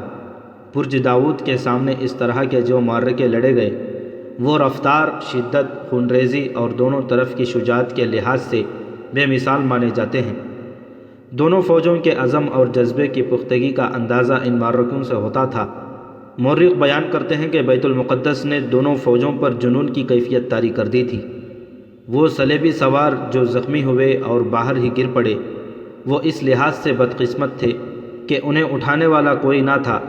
ستمبر کی گرمی اور دوپہر کا سورج انہیں زرہ بختر میں جلا جلا کر مار رہا تھا۔ ان کے مقابلے میں مسلمان زخمیوں کو لڑکیاں فوراً اٹھا لے جاتیں، انہیں پانی پلاتیں، ان کے منہ سر دھوتیں، ان کے کپڑے تبدیل کرتیں، اور ان میں کچھ لڑکیاں مشکیزیں اٹھائے چٹانوں میں کہیں سے پانی لا کر ادموی ہوئی جا رہی تھیں۔ سلطان ایوبی نے بھی یہ معرکے دیکھے، اس پر بھی جنونی کیفیت طاری تھی۔ چٹانوں اور وادیوں سے وزنی پتھر لانے کے لیے خچر گاڑیاں مصروف تھیں۔ منجنیقیں رات کو بھی دیوار پر اور اندر پتھر پھینکتی رہتی تھیں۔ برجوں میں سے بھی پتھر اور آتش گیر سیال گولے آنے لگے۔ ان کے پیچھے جلتے ہوئے فتیلے والے تیروں نے آگ لگا دی۔ 2-3 منجنیقیں آگ کی لپیٹ میں آ گئیں اور ان کے مہندس جھلس گئے، مگر سنگ باری جاری رہی۔ دیوار کے دیگر اطراف سے بھی پتھر اور آتش گیر سیال کی ہانڈیاں پھینکی جا رہی تھیں۔ باہر کہیں کہیں زمین بلند تھی، وہاں سے پتھر اور ہانڈیاں، آتش گیر گولے دیوار کے اوپر سے دور اندر چلے جاتے تھے۔ ان کے پیچھے فتیلے والے تیر بھی چلے جاتے تھے۔ انہوں نے شہر میں کئی جگہوں پر آگ لگا دی۔ دھواں باہر سے نظر آ رہا تھا۔ صلیبی فوج جو پہلے سے شہر میں اندر موجود تھی، اس کا مورال مضبوط تھا۔ دوسرے علاقوں سے جو فوجی بھاگ کر آئے تھے، ان میں سے ایسے بھی تھے جو اپنی شکست کا انتقام لینے کے لیے حوصلہ مند اور جوشیلے تھے، اور ان میں ایسے بھی تھے جن پر دہشت طاری تھی۔ یہ سب جم کر مقابلہ کر رہے تھے۔ ان کے جوش و خروش سے ظاہر ہوتا تھا کہ وہ سلطان ایوبی کو پسپا کر دیں گے۔ ایک اور دروازے سے بھی سوار باہر جا کر محاصرے پر حملے کرنے لگے تھے، مگر شہریوں کی کیفیت فوجیوں سے مختلف تھی۔ شہریوں میں اکرا اور اسقلان وغیرہ سے آئے ہوئے پناہ گزین عیسائی بھی تھے۔ وہ تو سراپا دہشت بنے ہوئے تھے۔ انہوں نے سارے شہر میں دہشت پھیلا رکھی تھی۔ ان کے سامنے سلطان ایوبی کی فوج نے کئی بستیاں سلطان کے حکم سے نظر آتش کی تھیں۔ بیت المقدس کے تمام گرجوں کے گھنٹے مسلسل بج رہے تھے۔ دن اور رات ایک ہو گئے تھے۔ عیسائی گرجوں میں ہجوم کیے ہوئے تھے اور پادریوں کے ساتھ آواز ملا کر بلند آواز سے دعائیہ گیت گا رہے تھے۔ شہر کے باہر سلطان ایوبی کی فوج کے نعرے شہر کے اندر یوں سنائی دیتے تھے جیسے گھٹائیں گرجتی آ رہی ہوں۔ شہر میں جلتے شعلے عیسائیوں کا دم ختم کر رہے تھے۔ سلطان ایوبی کے جو جاسوس شہر میں عیسائیوں کے بھیس میں موجود تھے، وہ اس طرح نفسیاتی حملے کر رہے تھے کہ دہشت ناک افواہیں پھیلا رہے تھے۔ ایک افواہ یہ پھیلائی گئی کہ سلطان ایوبی بیت المقدس پر قبضہ نہیں کرے گا، بلکہ شہر کو تباہ و برباد کر کے تمام عیسائیوں کو قتل کر دے گا اور ان کی جوان لڑکیوں کو اور تمام مسلمان آبادی کو اپنے ساتھ لے جائے گا۔ دہشت کی سب سے بڑی وجہ یہ تھی کہ سب کو معلوم تھا کہ صلیب الصلبوت سلطان ایوبی کے قبضے میں ہے، اور اس کا مطلب یہ ہے کہ یسوع مسیح عیسائیوں سے ناراض ہیں۔ اس دور کے مفکروں کی جو تحریریں ملتی ہیں، ان سے پتہ چلتا ہے کہ عیسائیوں کو اپنے وہ گناہ خوفزدہ کر رہے تھے جن کا تختہ مشق انہوں نے وہاں کے مسلمانوں کو بنایا تھا۔ اس کی تفصیل بیان کی جا چکی ہے۔ انہوں نے مسلمانوں کا قتل عام کیا، بچوں کو برچھیوں پر اٹھا کر قہقہے لگائے اور مسلمان خواتین کی بے حرمتی کی تھی، مسجدوں اور قرآن کی بے حرمتی کی تھی، اور 90 برسوں سے مسلمان ان کے وحشیانہ سلوک اور بربریت کا مسلسل شکار ہو رہے تھے۔ عیسائیوں نے اپنے عقیدے کے مطابق گرجوں میں جا کر اپنے گناہوں کا اعتراف کرنا شروع کر دیا۔ موجودہ صدی کا ایک امریکی تاریخ دان اینتھونی ویسٹ بہت سے مورخوں کے حوالے سے لکھتا ہے کہ بیت المقدس کے عیسائی محاصرے میں اس قدر دہشت زدہ ہو گئے تھے کہ بہت سے عیسائی گلیوں میں نکل آئے۔ ان میں سے بعض سینہ کوپی کرنے لگے اور بعض اپنے آپ کو کوڑے مارنے لگے۔ یہ خدا سے گناہ بخشوانے کا ایک طریقہ تھا۔ جو عیسائی لڑکیاں جوان تھیں، ان کی ماؤں نے ان کے سروں کے بال بالکل صاف کر دیے اور انہیں پانی میں غوطے دینے لگے۔ ان کا عقیدہ تھا کہ اس طرح یہ لڑکیاں بے آبرو ہونے سے بچ جائیں گی۔ پادریوں نے بہت کوشش کی کہ لوگوں کو اس خوف اور دہشت سے نجات دلائیں، مگر ان کے وعظ بے اثر ہو گئے تھے۔ مسلمان آبادی کی کیفیت کچھ اور تھی۔ 3000 سے زیادہ مسلمان مرد، عورتیں اور بچے قید میں تھے۔ گھروں میں جو مسلمان تھے وہ نظر بندی کی زندگی گزار رہے تھے۔ عیسائیوں سے ڈرتے کسی مسجد میں نہیں جاتے تھے۔ تمام مسلمانوں کو پتہ چل گیا تھا کہ سلطان ایوبی نے بیت المقدس کا محاصرہ کر لیا ہے۔ انہوں نے عیسائیوں کی خوفزدگی اور بزدلی کے مظاہرے دیکھے تو کئی ایک جوشیلے مسلمان جوانوں نے چھتوں پر چڑھ کر اذانیں دینی شروع کر دی۔ قید میں جو مسلمان تھے انہوں نے بلند آواز سے آیات قرآنی اور درود شریف کا ورد شروع کر دیا۔ عورتیں گھروں میں تھیں یا قید میں، انہوں نے اللہ کے حضور آہ و زاری اور حمد و ثنا شروع کر دی۔ عیسائی انہیں دیکھتے تھے مگر چپ رہے، کیونکہ وہ پہلے ہی یہ سمجھ بیٹھے تھے کہ انہوں نے مسلمانوں پر جو وحشیانہ اور غیر انسانی ظلم و تشدد کیا ہے انہیں اس کی سزا مل رہی ہے۔ وہ آنے والی سزا کے تصور سے کانپ رہے تھے، اس لیے اب وہ مسلمانوں کو اذان اور ورد و وظیفے سے روکنے کی جرأت نہیں کرتے تھے۔ مسلمانوں نے عیسائیوں کا یہ رویہ دیکھا تو جوان سال مسلمان گلی گلی چلانے لگے، امام مہدی آ گیا ہے، ہمارا نجات دہندہ آ گیا ہے، شہر کی دیواروں کے اوپر سے آ رہا ہے، دروازے توڑ کر آ رہا ہے۔ شہر کے اندر حق اور باطل کی گرجوں کے گھنٹوں اور اذانوں کی معرکہ آرائی تھی، باہر گھوڑوں، تلواروں، برچھیوں اور تیروں کے معرکے لڑے جا رہے تھے۔ جوں جوں گرجوں میں دعائیہ گیت بلند ہوتے جا رہے تھے، تلاوت قرآن بھی بلند سے بلند تر ہوتی جا رہی تھی۔ ننھے ننھے بچے بھی خدا کے حضور سجدہ ریز تھے۔ باہر سلطان ایوبی کو ابھی تک کوئی جگہ نہیں مل رہی تھی جہاں سے دیوار میں شگاف ڈلوا سکتا یا سرنگ کھدوا سکتا۔ دیوار کے اوپر سے تیر موسلادھار بارش کی مانند آ رہے تھے۔ مسلمان مہندسوں اور پتھر لانے والے سپاہیوں کے ہاتھوں سے خون بہہ رہا تھا۔ زرہ پوش نائٹ ابھی تک باہر نکل نکل کر حملے کر رہے تھے اور انتہائی خون ریز معرکے لڑے جا رہے تھے۔ 40 میل دور بحیرہ روم میں الفارس بیدرون کے 6 جہاز پھیلے ہوئے گشت کر رہے تھے تاکہ ٹائر میں صلیبیوں کا جو بحری بیڑا ہے وہ فوج اور سامان لے کر ادھر نہ آ سکے۔ دونوں لڑکیاں اس کے جہاز میں تھیں، مگر اسے اب لڑکیوں کی طرف توجہ دینے کی مہلت نہیں ملتی تھی۔ سلطان ایوبی اور رئیس البحرین المحسن نے اسے بڑی نازک ذمہ داری سونپی تھی۔ کبھی کبھی وہ خود مستول کے اوپر بنی ہوئی مچان پر چڑھ جاتا اور سمندر کی وسعت کو گہری نظروں سے دیکھتا رہتا تھا۔ دوسرے جہازوں میں بھی جاتا رہتا اور ہر جہاز کا عملہ اپنے فرائض سے غافل نہ ہو جائے۔ اس کے جہاز میں اس کا نائب رؤوف کرد فلوری سے ملتا رہتا تھا، جو بہت حد تک چوری چھپے کی ملاقاتیں ہوتی تھیں۔ حسن بن عبداللہ کا بھیجا ہوا جاسوس دونوں کو دیکھتا اور ان پر گہری نظر رکھتا تھا۔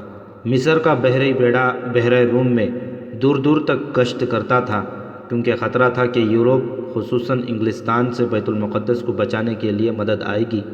سلطان ایوبی کی طوفانی پیش قدمی اور صلیبیوں کے ہر قلعے اور شہر پر یلغار دیکھی تو انہوں نے جرمنی کے شہنشاہ فیڈرک اور انگلستان کے شہنشاہ رچرڈ کو ان الفاظ کے پیغام بھیج دیے تھے کہ عرب سے صلیب اکھڑ رہی ہے اور بیت المقدس کو بچانا مشکل نظر آ رہا ہے۔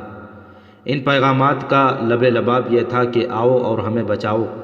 سلطان ایوبی کو توقع یہی تھی کہ بیت المقدس کی جنگ بحیرہ روم میں بھی لڑی جائے گی، جو بڑی خوفناک جنگ ہوگی، مگر جرمنی اور انگلستان سے کسی حرکت کی اطلاع نہیں آ رہی تھی۔ شکست خوردہ صلیبیوں کا بحری بیڑا ٹائر کی بندرگاہ میں دبکا ہوا تھا، تاہم سلطان ایوبی کا رئیس البحر دشمن کی بحریہ اس خاموشی کو کسی خطرے کا پیش خیمہ سمجھ رہا تھا، اس لیے پوری طرح چوکنا تھا۔ محاصرے کی چوتھی رات تھی، کوئی کامیابی حاصل نہیں ہوئی۔ صلیبی نائٹوں اور دیگر سواروں نے باہر آ کر بڑے ہی دلیرانہ حملے کیے اور جانوروں کی قربانی دی۔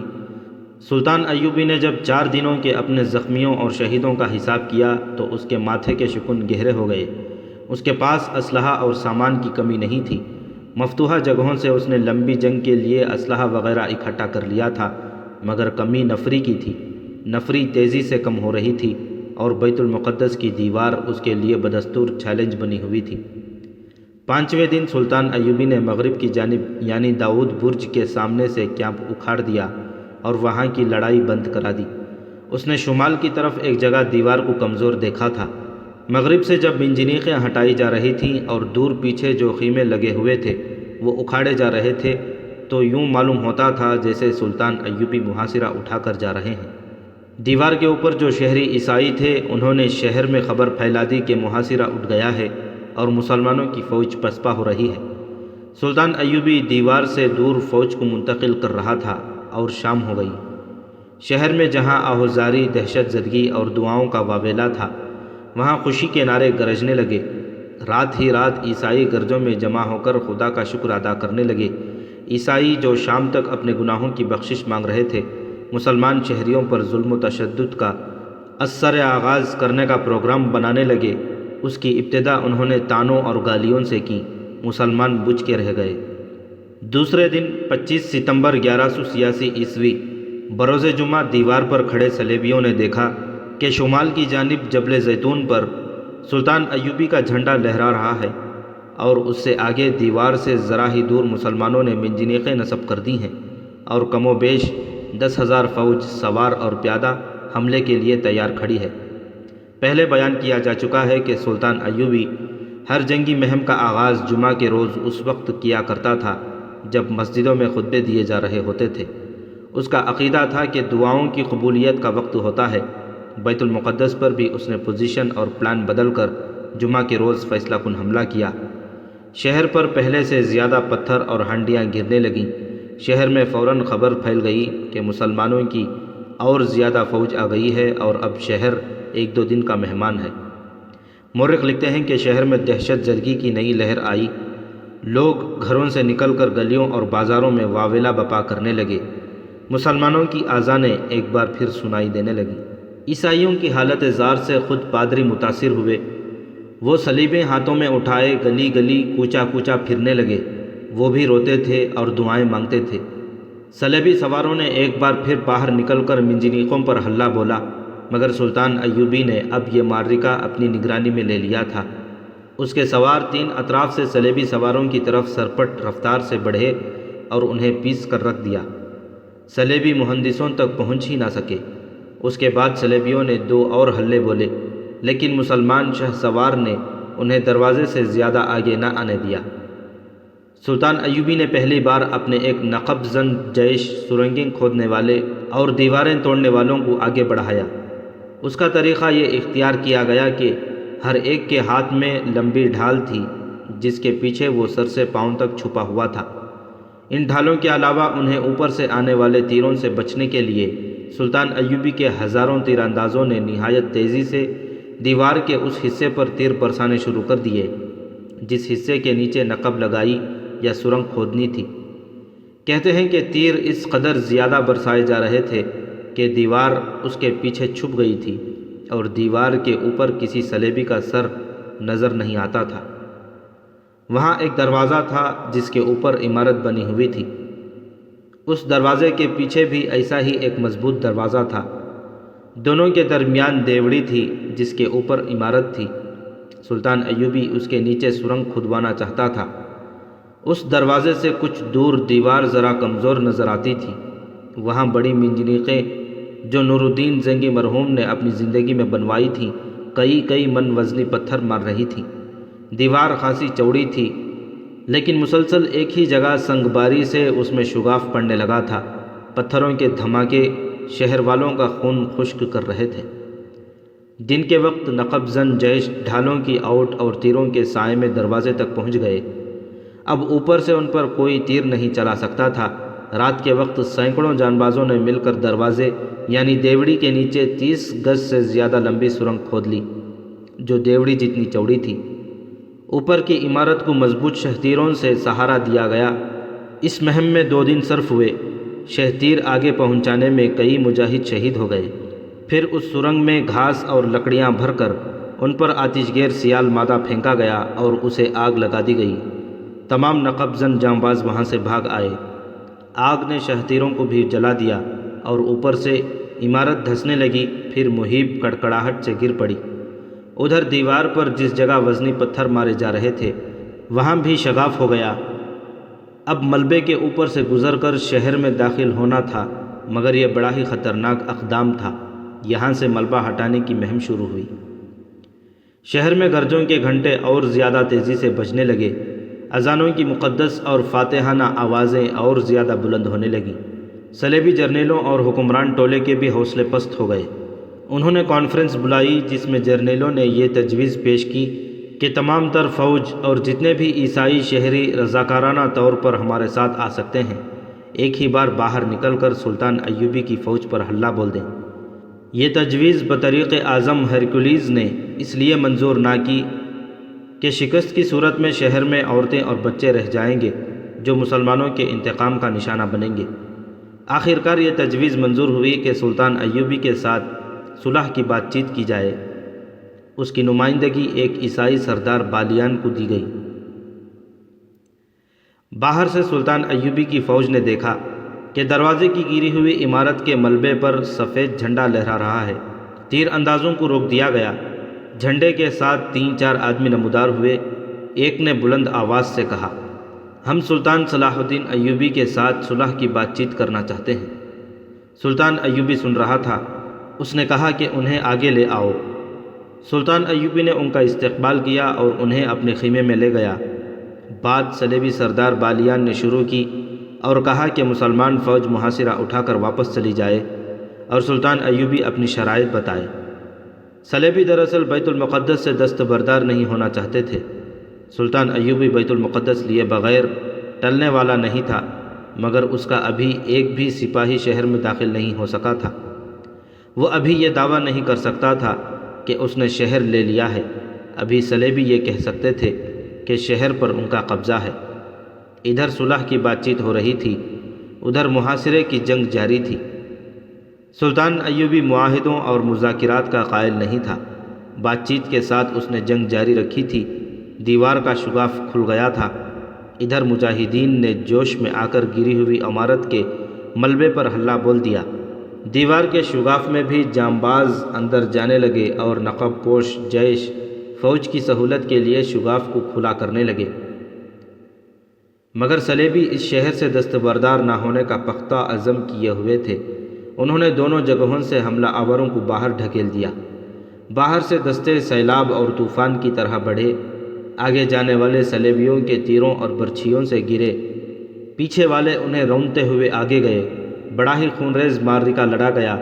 اس دوران کسی جانباز نے شہر کے بڑے دروازے کے برج سے لال کراس والا جھنڈا اتار پھینکا اور وہاں اسلامی جھنڈا چڑھا دیا۔ عیسائی شہریوں نے ایسی بھگدڑ مچائی کہ صلیبی فوج کے لیے رکاوٹ اور مسئلہ بن گئی۔ سلطان ایوبی کے جانباز دیوانے ہوئے جا رہے تھے۔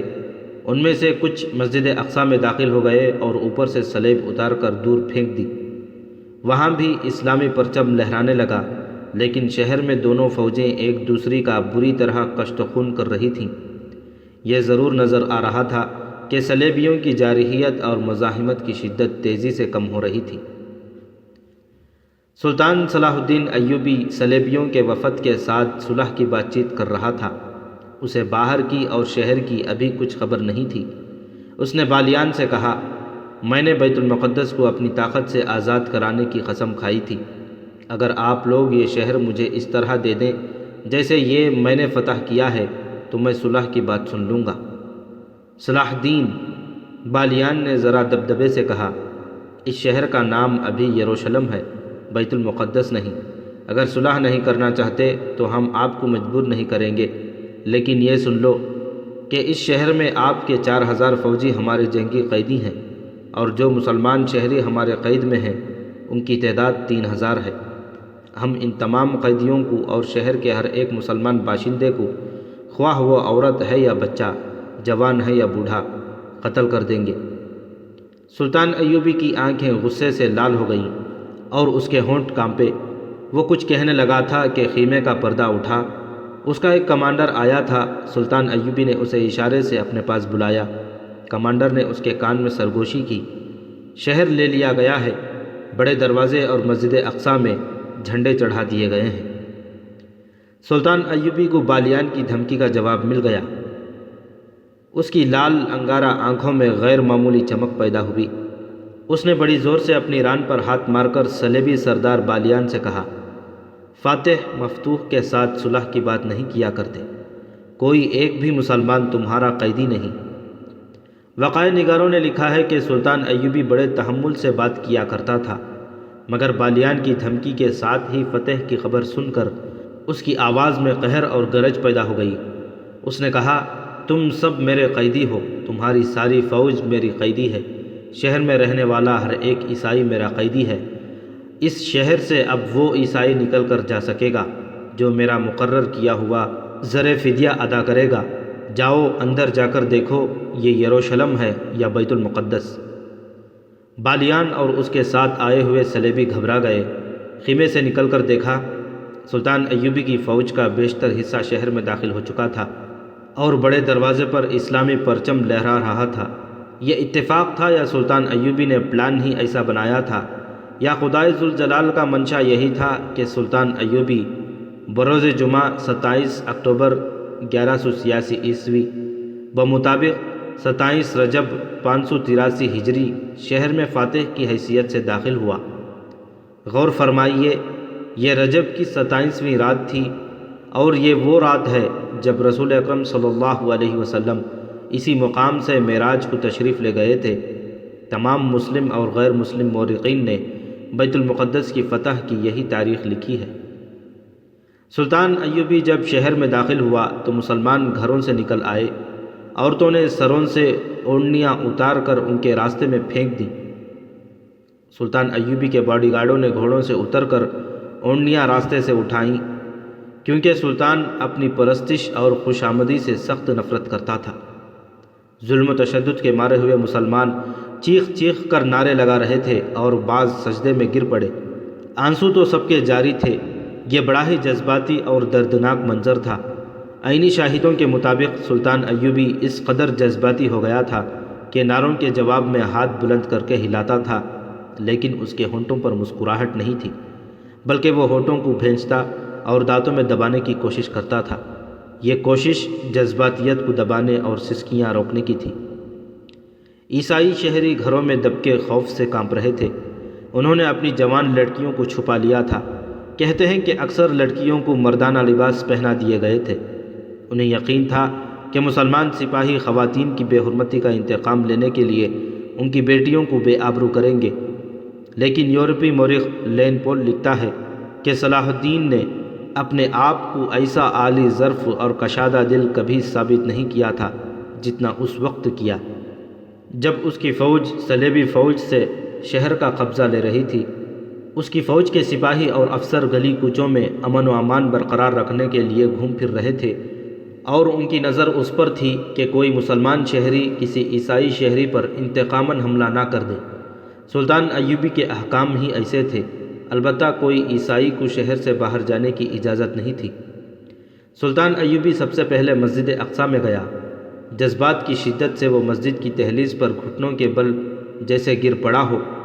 وہ دہلیز پر سجدہ ریز ہو گیا، اور بہاؤالدین شداد اور احمد بیلی مصری کے مطابق سلطان ایوبی کے آنسو اس طرح بہہ رہے تھے کہ اس عظیم مسجد کی دہلیز دھل رہی تھی۔ مسجد کی حالت بہت بری تھی۔ کئی ایک مسلمان حکمرانوں نے وقتاً فوقتاً مسجد میں سونے اور چاندی کے فانوس اور شمعدان رکھے تھے۔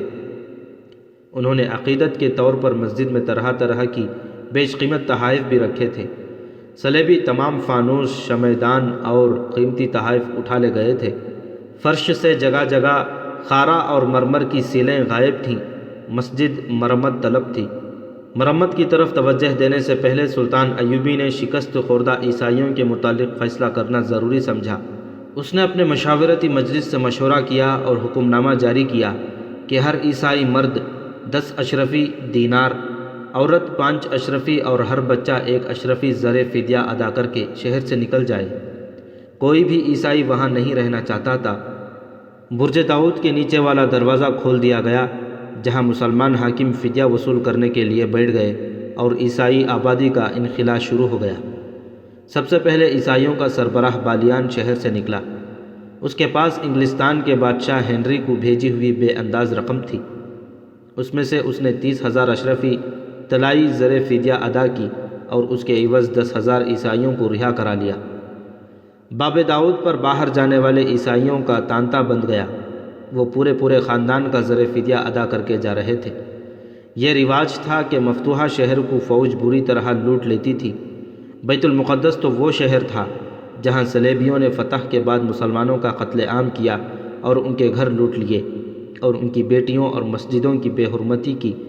مگر مسلمانوں نے یہ شہر فتح کیا تو لوٹ مار کے بجائے یوں ہوا کہ سلطان ایوبی کے فوجیوں نے اور باہر سے فوراً پہنچ جانے والے مسلمان تاجروں نے عیسائیوں کے گھروں کا سامان خریدا تاکہ وہ زر فدیہ دینے کے قابل ہو جائیں۔ اس طرح وہ عیسائی خاندان بھی رہا ہو گئے جن کے پاس زر فدیہ پورا نہیں تھا۔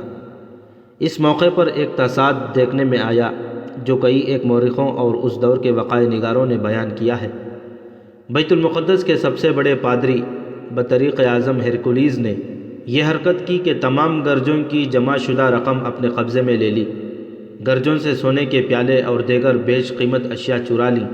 کہتے ہیں کہ یہ دولت اتنی زیادہ تھی کہ اس سے سینکڑوں غریب عیسائیوں کے خاندانوں کو رہا کرایا جا سکتا تھا، مگر اس کے اس سب سے بڑے پادری نے کسی ایک کا بھی زر فدیہ نہ دیا۔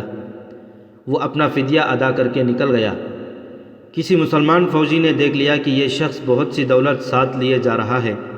اس فوجی کی رپورٹ پر کسی حاکم نے سلطان ایوبی سے کہا کہ اسے اتنی دولت اور اتنا سونا نہ لے جانے دیا جائے، اگر اس نے زر فدیہ ادا کر دیا ہے تو اسے نہ روکا جائے۔ سلطان ایوبی نے کہا، میں ان لوگوں سے کہہ چکا ہوں کہ کسی سے فالتو رقم نہیں لی جائے گی، جو کوئی جتنا ذاتی سامان ساتھ لے جا سکتا ہے لے جائے، میں اپنے وعدے کی خلاف ورزی نہیں ہونے دوں گا۔ بطریق اعظم اپنے گرجوں سے چرائی ہوئی دولت اور قیمتی سامان لے گیا۔ سلطان ایوبی نے زر فدیہ ادا کرنے کی میعاد 40 دن مقرر کی تھی۔ 40 دن پورے ہو گئے تو ابھی تک ہزاروں غریب اور نادار عیسائی شہر میں موجود تھے۔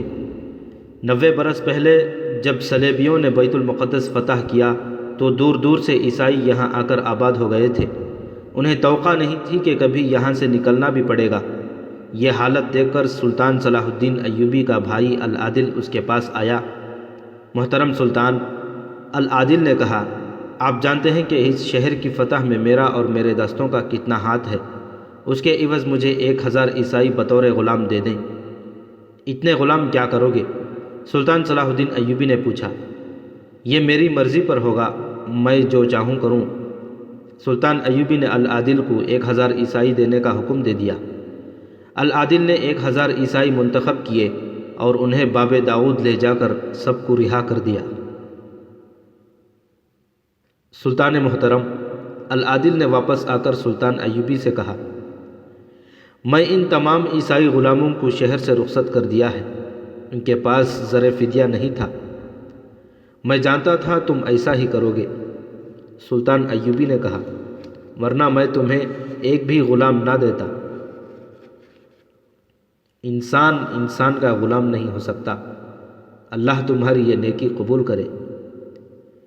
یہ واقعات افسانے نہیں، مورخوں نے بیان کیے ہیں۔ وہ لکھتے ہیں کہ عیسائی عورتوں کا ایک ہجوم سلطان ایوبی کے پاس آیا۔ پتہ چلا کہ یہ ان صلیبی فوجیوں کی بیویاں، بیٹیاں یا بہنیں ہیں جو مارے گئے یا قید ہو گئے ہیں، اور ان کے پاس زر فدیہ نہیں۔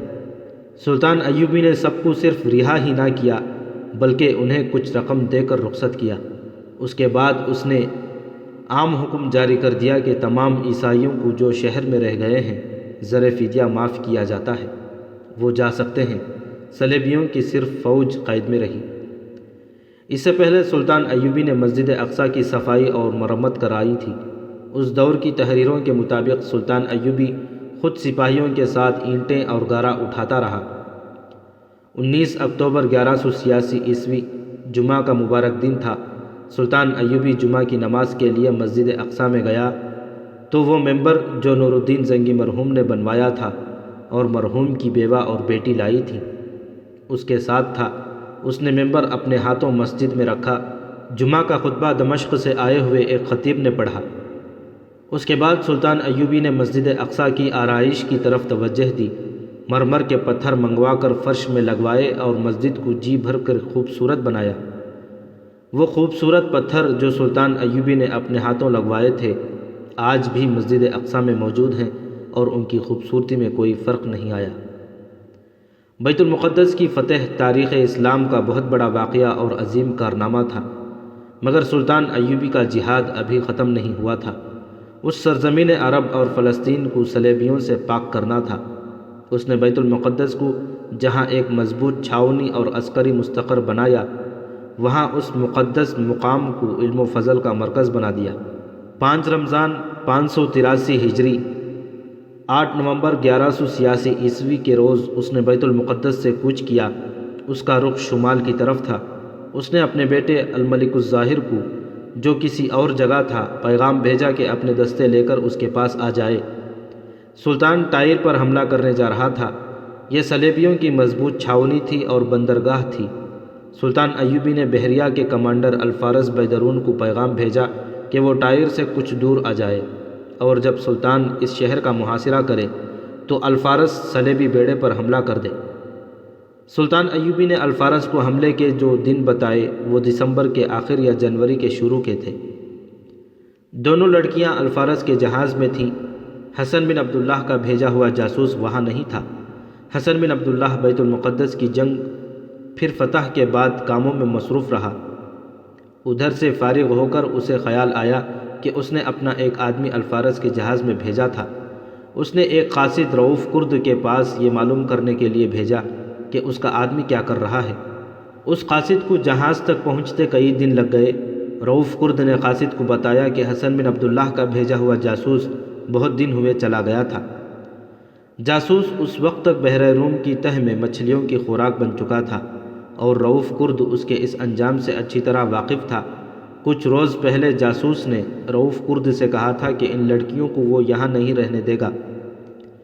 اس نے دیکھا تھا کہ جب جہاز ساحل کے قریب لنگر انداز ہوتا ہے تو چھوٹی چھوٹی کشتیاں اس کے قریب آ جاتی اور ماہی گیری قسم کے لوگ مختلف چیزیں فروخت کرتے ہیں۔ ان میں سے ایک آدمی کو اس نے 3 جگہوں پر دیکھا تھا۔ لڑکیاں اسے رسے کی سیڑھی لٹکا کر اوپر بلاتی ہیں اور اس سے کچھ خریدنے کے بجائے اس کے ساتھ باتیں کرتی رہتی ہیں۔ جہاز اگر 10-15 میل دور ساحل کے ساتھ کہیں لنگر انداز ہوا تو وہاں بھی یہ آدمی کشتی لے کر آ گیا تھا۔ جاسوس کو اس آدمی پر شک تھا۔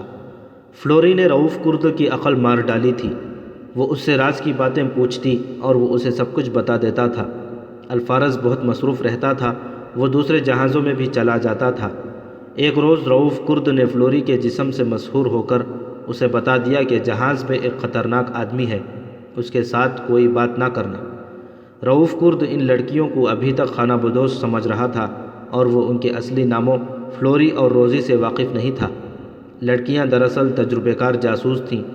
وہ سمجھ گئیں کہ جس آدمی کے متعلق رؤف کرد نے بات کی ہے وہ جاسوس ہے۔ رؤف کرد کو گوارا نہ تھا کہ فلوری جہاز سے چلی جائے۔ اسے ان لڑکیوں کو یہ بھی بتا دیا تھا کہ یہ جاسوس ہے۔ ایک رات الفارس کسی دوسرے جہاز میں گیا ہوا تھا۔ آدھی رات کے وقت رؤف کرد اور فلوری عرشے پر جنگلے کے ساتھ ایسی جگہ چھپے ہوئے تھے جہاں پیچھے اور دائیں بائیں سامان پڑا تھا۔ حسن بن عبداللہ کا جاسوس دانستہ یا اتفاقیہ ادھر آ نکلا۔ رؤف کرد گھبرانے یا کوئی جھوٹ بولنے کے بجائے اٹھ کر اسے ذرا پرے لے گیا اور کہا کہ وہ اس لڑکی کو لالچ وغیرہ دے کر پوچھ رہا تھا کہ وہ دونوں کون ہیں۔ اس نے جاسوس سے کہا کہ میں چلا جاتا ہوں، تم اس کے پاس بیٹھ جاؤ اور اپنے تجربے اور علم کے مطابق اس سے باتیں کر کے بھید لے لو کہ یہ کون ہے۔ جاسوس کو فلوری کے پاس بھیج کر اس نے روزی کو جگایا اور اسے کہا کہ شکار فلان جگہ ہے، تم بھی چلی جاؤ، میں ادھر ادھر دیکھتا رہوں گا کہ کوئی دیکھ نہ لے۔ روزی اوپر آئی۔ رؤف کرد نے اسے گز بھر لمبی رسی دی اور وہ اس جگہ چلی گئی جہاں جاسوس اور فلوری بیٹھے تھے۔ وہاں اندھیرا تھا۔ روزی اس کے پاس بیٹھ گئی۔ جاسوس گپ شپ کے انداز سے ان کی اصلیت کا بھید حاصل کرنے کی کوشش کر رہا تھا۔ روزی نے رسی اس کی گردن کے گرد لپیٹ دی۔ لڑکیاں تربیت یافتہ تھیں۔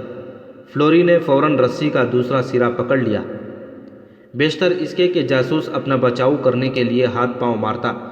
اس کی گردن کا پھندا لڑکیوں نے رسی اپنی اپنی طرف کھینچ کر تنگ کر دیا۔ وہ ذرا دیر تڑپا، پھر اس کا جسم ساخت ہو گیا۔ رؤف کرد ذرا پرے کھڑا تھا۔ وہاں اگر کوئی ملازم تھا تو اسے اس نے کوئی کام بتا کر وہاں سے ہٹا دیا تھا۔ لڑکیوں نے جاسوس کی لاش سمندر میں پھینک دی۔ روزی چلی گئی، فلوری وہیں بیٹھی رہی۔ رؤف کرد اس کے پاس چلا گیا اور دونوں ایک دوسرے میں گم ہو گئے۔ الفارس کو معلوم نہیں تھا کہ اس کے جہاز میں کوئی جاسوس آیا یا رؤف کرد نے کسی نئے آدمی کو جہاز میں کسی کام پر لگایا تھا۔ اس کے قتل کے 2-4 روز بعد الفارس کو خیال آیا کہ اس کے اپنے اور دوسرے 5 جہازوں کے ملاح اور بحری سپاہی تو مہینوں سے سمندر میں ہیں اور وہ سب اکتا گئے ہوں گے۔ اس نے دوسرے جہازوں میں جا کر ملاحوں اور سپاہیوں کی کیفیت دیکھی تھی۔ وہ خشکی کی رونق سے دور فراغت اور بے یقینی کیفیت سے تنگ آئے ہوئے تھے۔ اگر کبھی کبھی بحری معرکہ ہو جایا کرتا تھا تو ان کی ذہنی حالت یہ نہ ہوتی۔ چنانچہ اس نے فیصلہ کیا کہ ایک رات وہ تمام جہازوں کو اکٹھا کر کے لنگر ڈال دے گا اور جشن منائے گا۔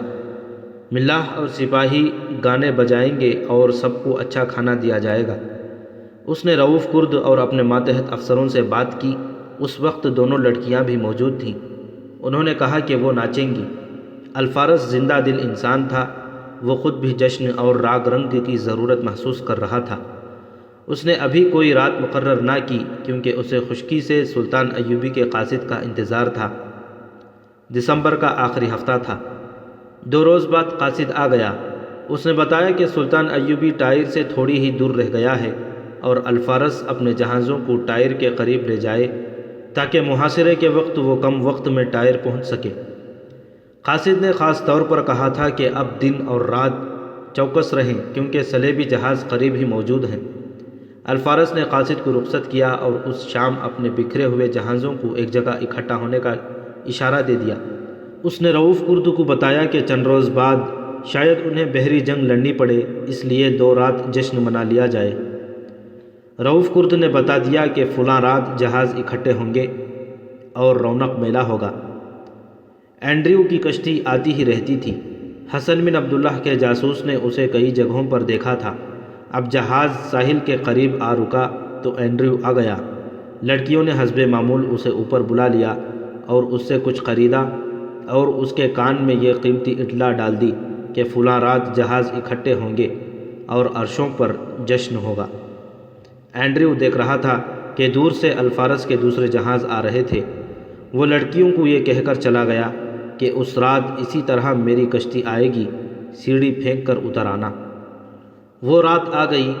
6 جہاز بادبان لپیٹے پہلو بہ پہلو کھڑے تھے۔ جہازوں کے کپتان اور دیگر افسر الفارس کے جہاز میں اکٹھے ہو گئے تھے۔ پرتکلف کھانا ہو رہا تھا۔ ملاح اور سپاہی اپنے اپنے جہازوں میں ناچ کود اور گا رہے تھے۔ الفارس کے جہاز میں دونوں لڑکیاں رقص کر رہی تھیں۔ دف اور ساز موجود تھے۔ جہازوں پر بہت سی مشعلیں جلا دی گئی تھیں۔ رات کو دن بنا دیا گیا تھا۔ یہ رونق جب عروج کو پہنچی تو رات خاصی گزر چکی تھی۔ صلیبیوں کے 10-12 جنگی جہاز بتیاں بجھائے ہوئے الفارس کے جہازوں کی طرف بڑھے آ رہے تھے۔ وہ نئے چاند کی ترتیب میں تھے۔ وہ قریب آئے تو بھی کسی کو پتہ نہ چلا۔ ادھر چھوٹی سی ایک کشتی الفارس کے جہاز کے قریب ہو رہی تھی۔ اچانک الفارس کے جہازوں پر جلتے ہوئے گولے گرنے لگے اور تیروں کی ایسی بوچھاڑیں آئیں کہ کئی ملاح اور سپاہی تڑپنے لگے۔ الفارس اور اس کے کپتانوں نے اس اچانک حملے سے نکلنے کی کوشش کی مگر جہازوں کو نکالنا ممکن نہ تھا۔ سپاہیوں نے تیروں سے جواب دیا، منجنیقوں سے آگ پھینکی۔ ایک صلیبی جہاز کو آگ لگی مگر صلیبی اپنا کام کر چکے تھے۔ ان کے جہاز واپس چلے گئے۔ معرکہ جس طرح اچانک شروع ہوا تھا اسی طرح اچانک ختم ہو گیا۔ قاضی بہاؤالدین شداد کی تحریر کے مطابق الفارس کے 5 جہاز جل کر تباہ ہو گئے۔ 2 کپتان اور بہت سی بحری سپاہی شہید ہو گئے۔ قاضی بہاؤالدین شداد نے اس کی تاریخ 27 شوال 583 ہجری 30 دسمبر 1186 عیسوی لکھی ہے۔ چونکہ جہاز جل رہے تھے اس لیے روشنی بہت تھی۔ کسی نے دیکھا کہ ایک کشتی جا رہی تھی جس میں 2 مرد اور 2 عورتیں تھیں۔ الفارس نے اپنے جہاز سے ایک کشتی اتروائی اور اس کشتی کو پکڑنے کی کوشش کی گئی۔ اس کشتی سے تیر آنے لگے۔ ادھر سے بھی تیر چلے اور کشتی کو گھیر لیا گیا۔ دونوں مرد اور ایک لڑکی تیروں کا نشانہ بن گئی۔ ایک بچ گئی۔ بعد میں اسی لڑکی کے بیان سے تباہی کی اصل حقیقت کھلی۔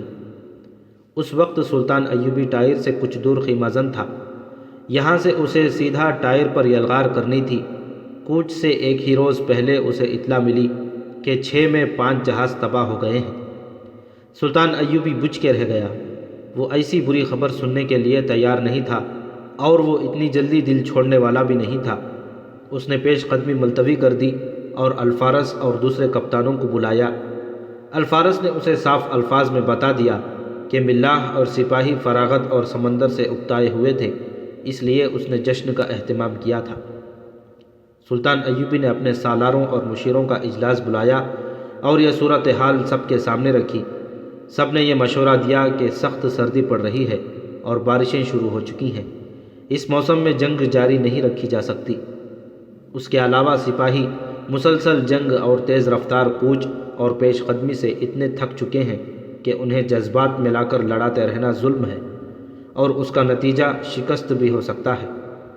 انہوں نے بحری بیڑے کی تباہی کی مثال دے کر کہا کہ اتنا طویل عرصہ سپاہیوں کو گھروں سے دور رکھنے کے اثرات ایسے ہی ہوتے ہیں، کہیں ایسا نہ ہو کہ بیت المقدس کی عظیم فتح ہمارے لیے کوئی اور حادثہ بن جائے۔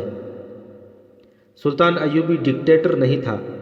اس نے یہ مشورہ منظور کر لیا اور حکم دیا کہ مفتوحہ علاقوں سے جو عارضی فوج بنائی گئی تھی وہ توڑ دی جائے اور ان لوگوں کو کچھ رقم دے کر گھروں کو بیچ دیا جائے۔ اس نے اپنی باقاعدہ فوج کے بھی کچھ حصے کو تھوڑی تھوڑی چھٹی دے کر گھروں کو بھیج دیا اور 30 جنوری 1188 عیسوی کے روز اقرا کو روانہ ہو گیا۔ مارچ 1188 عیسوی تک وہ اقرا میں رہا۔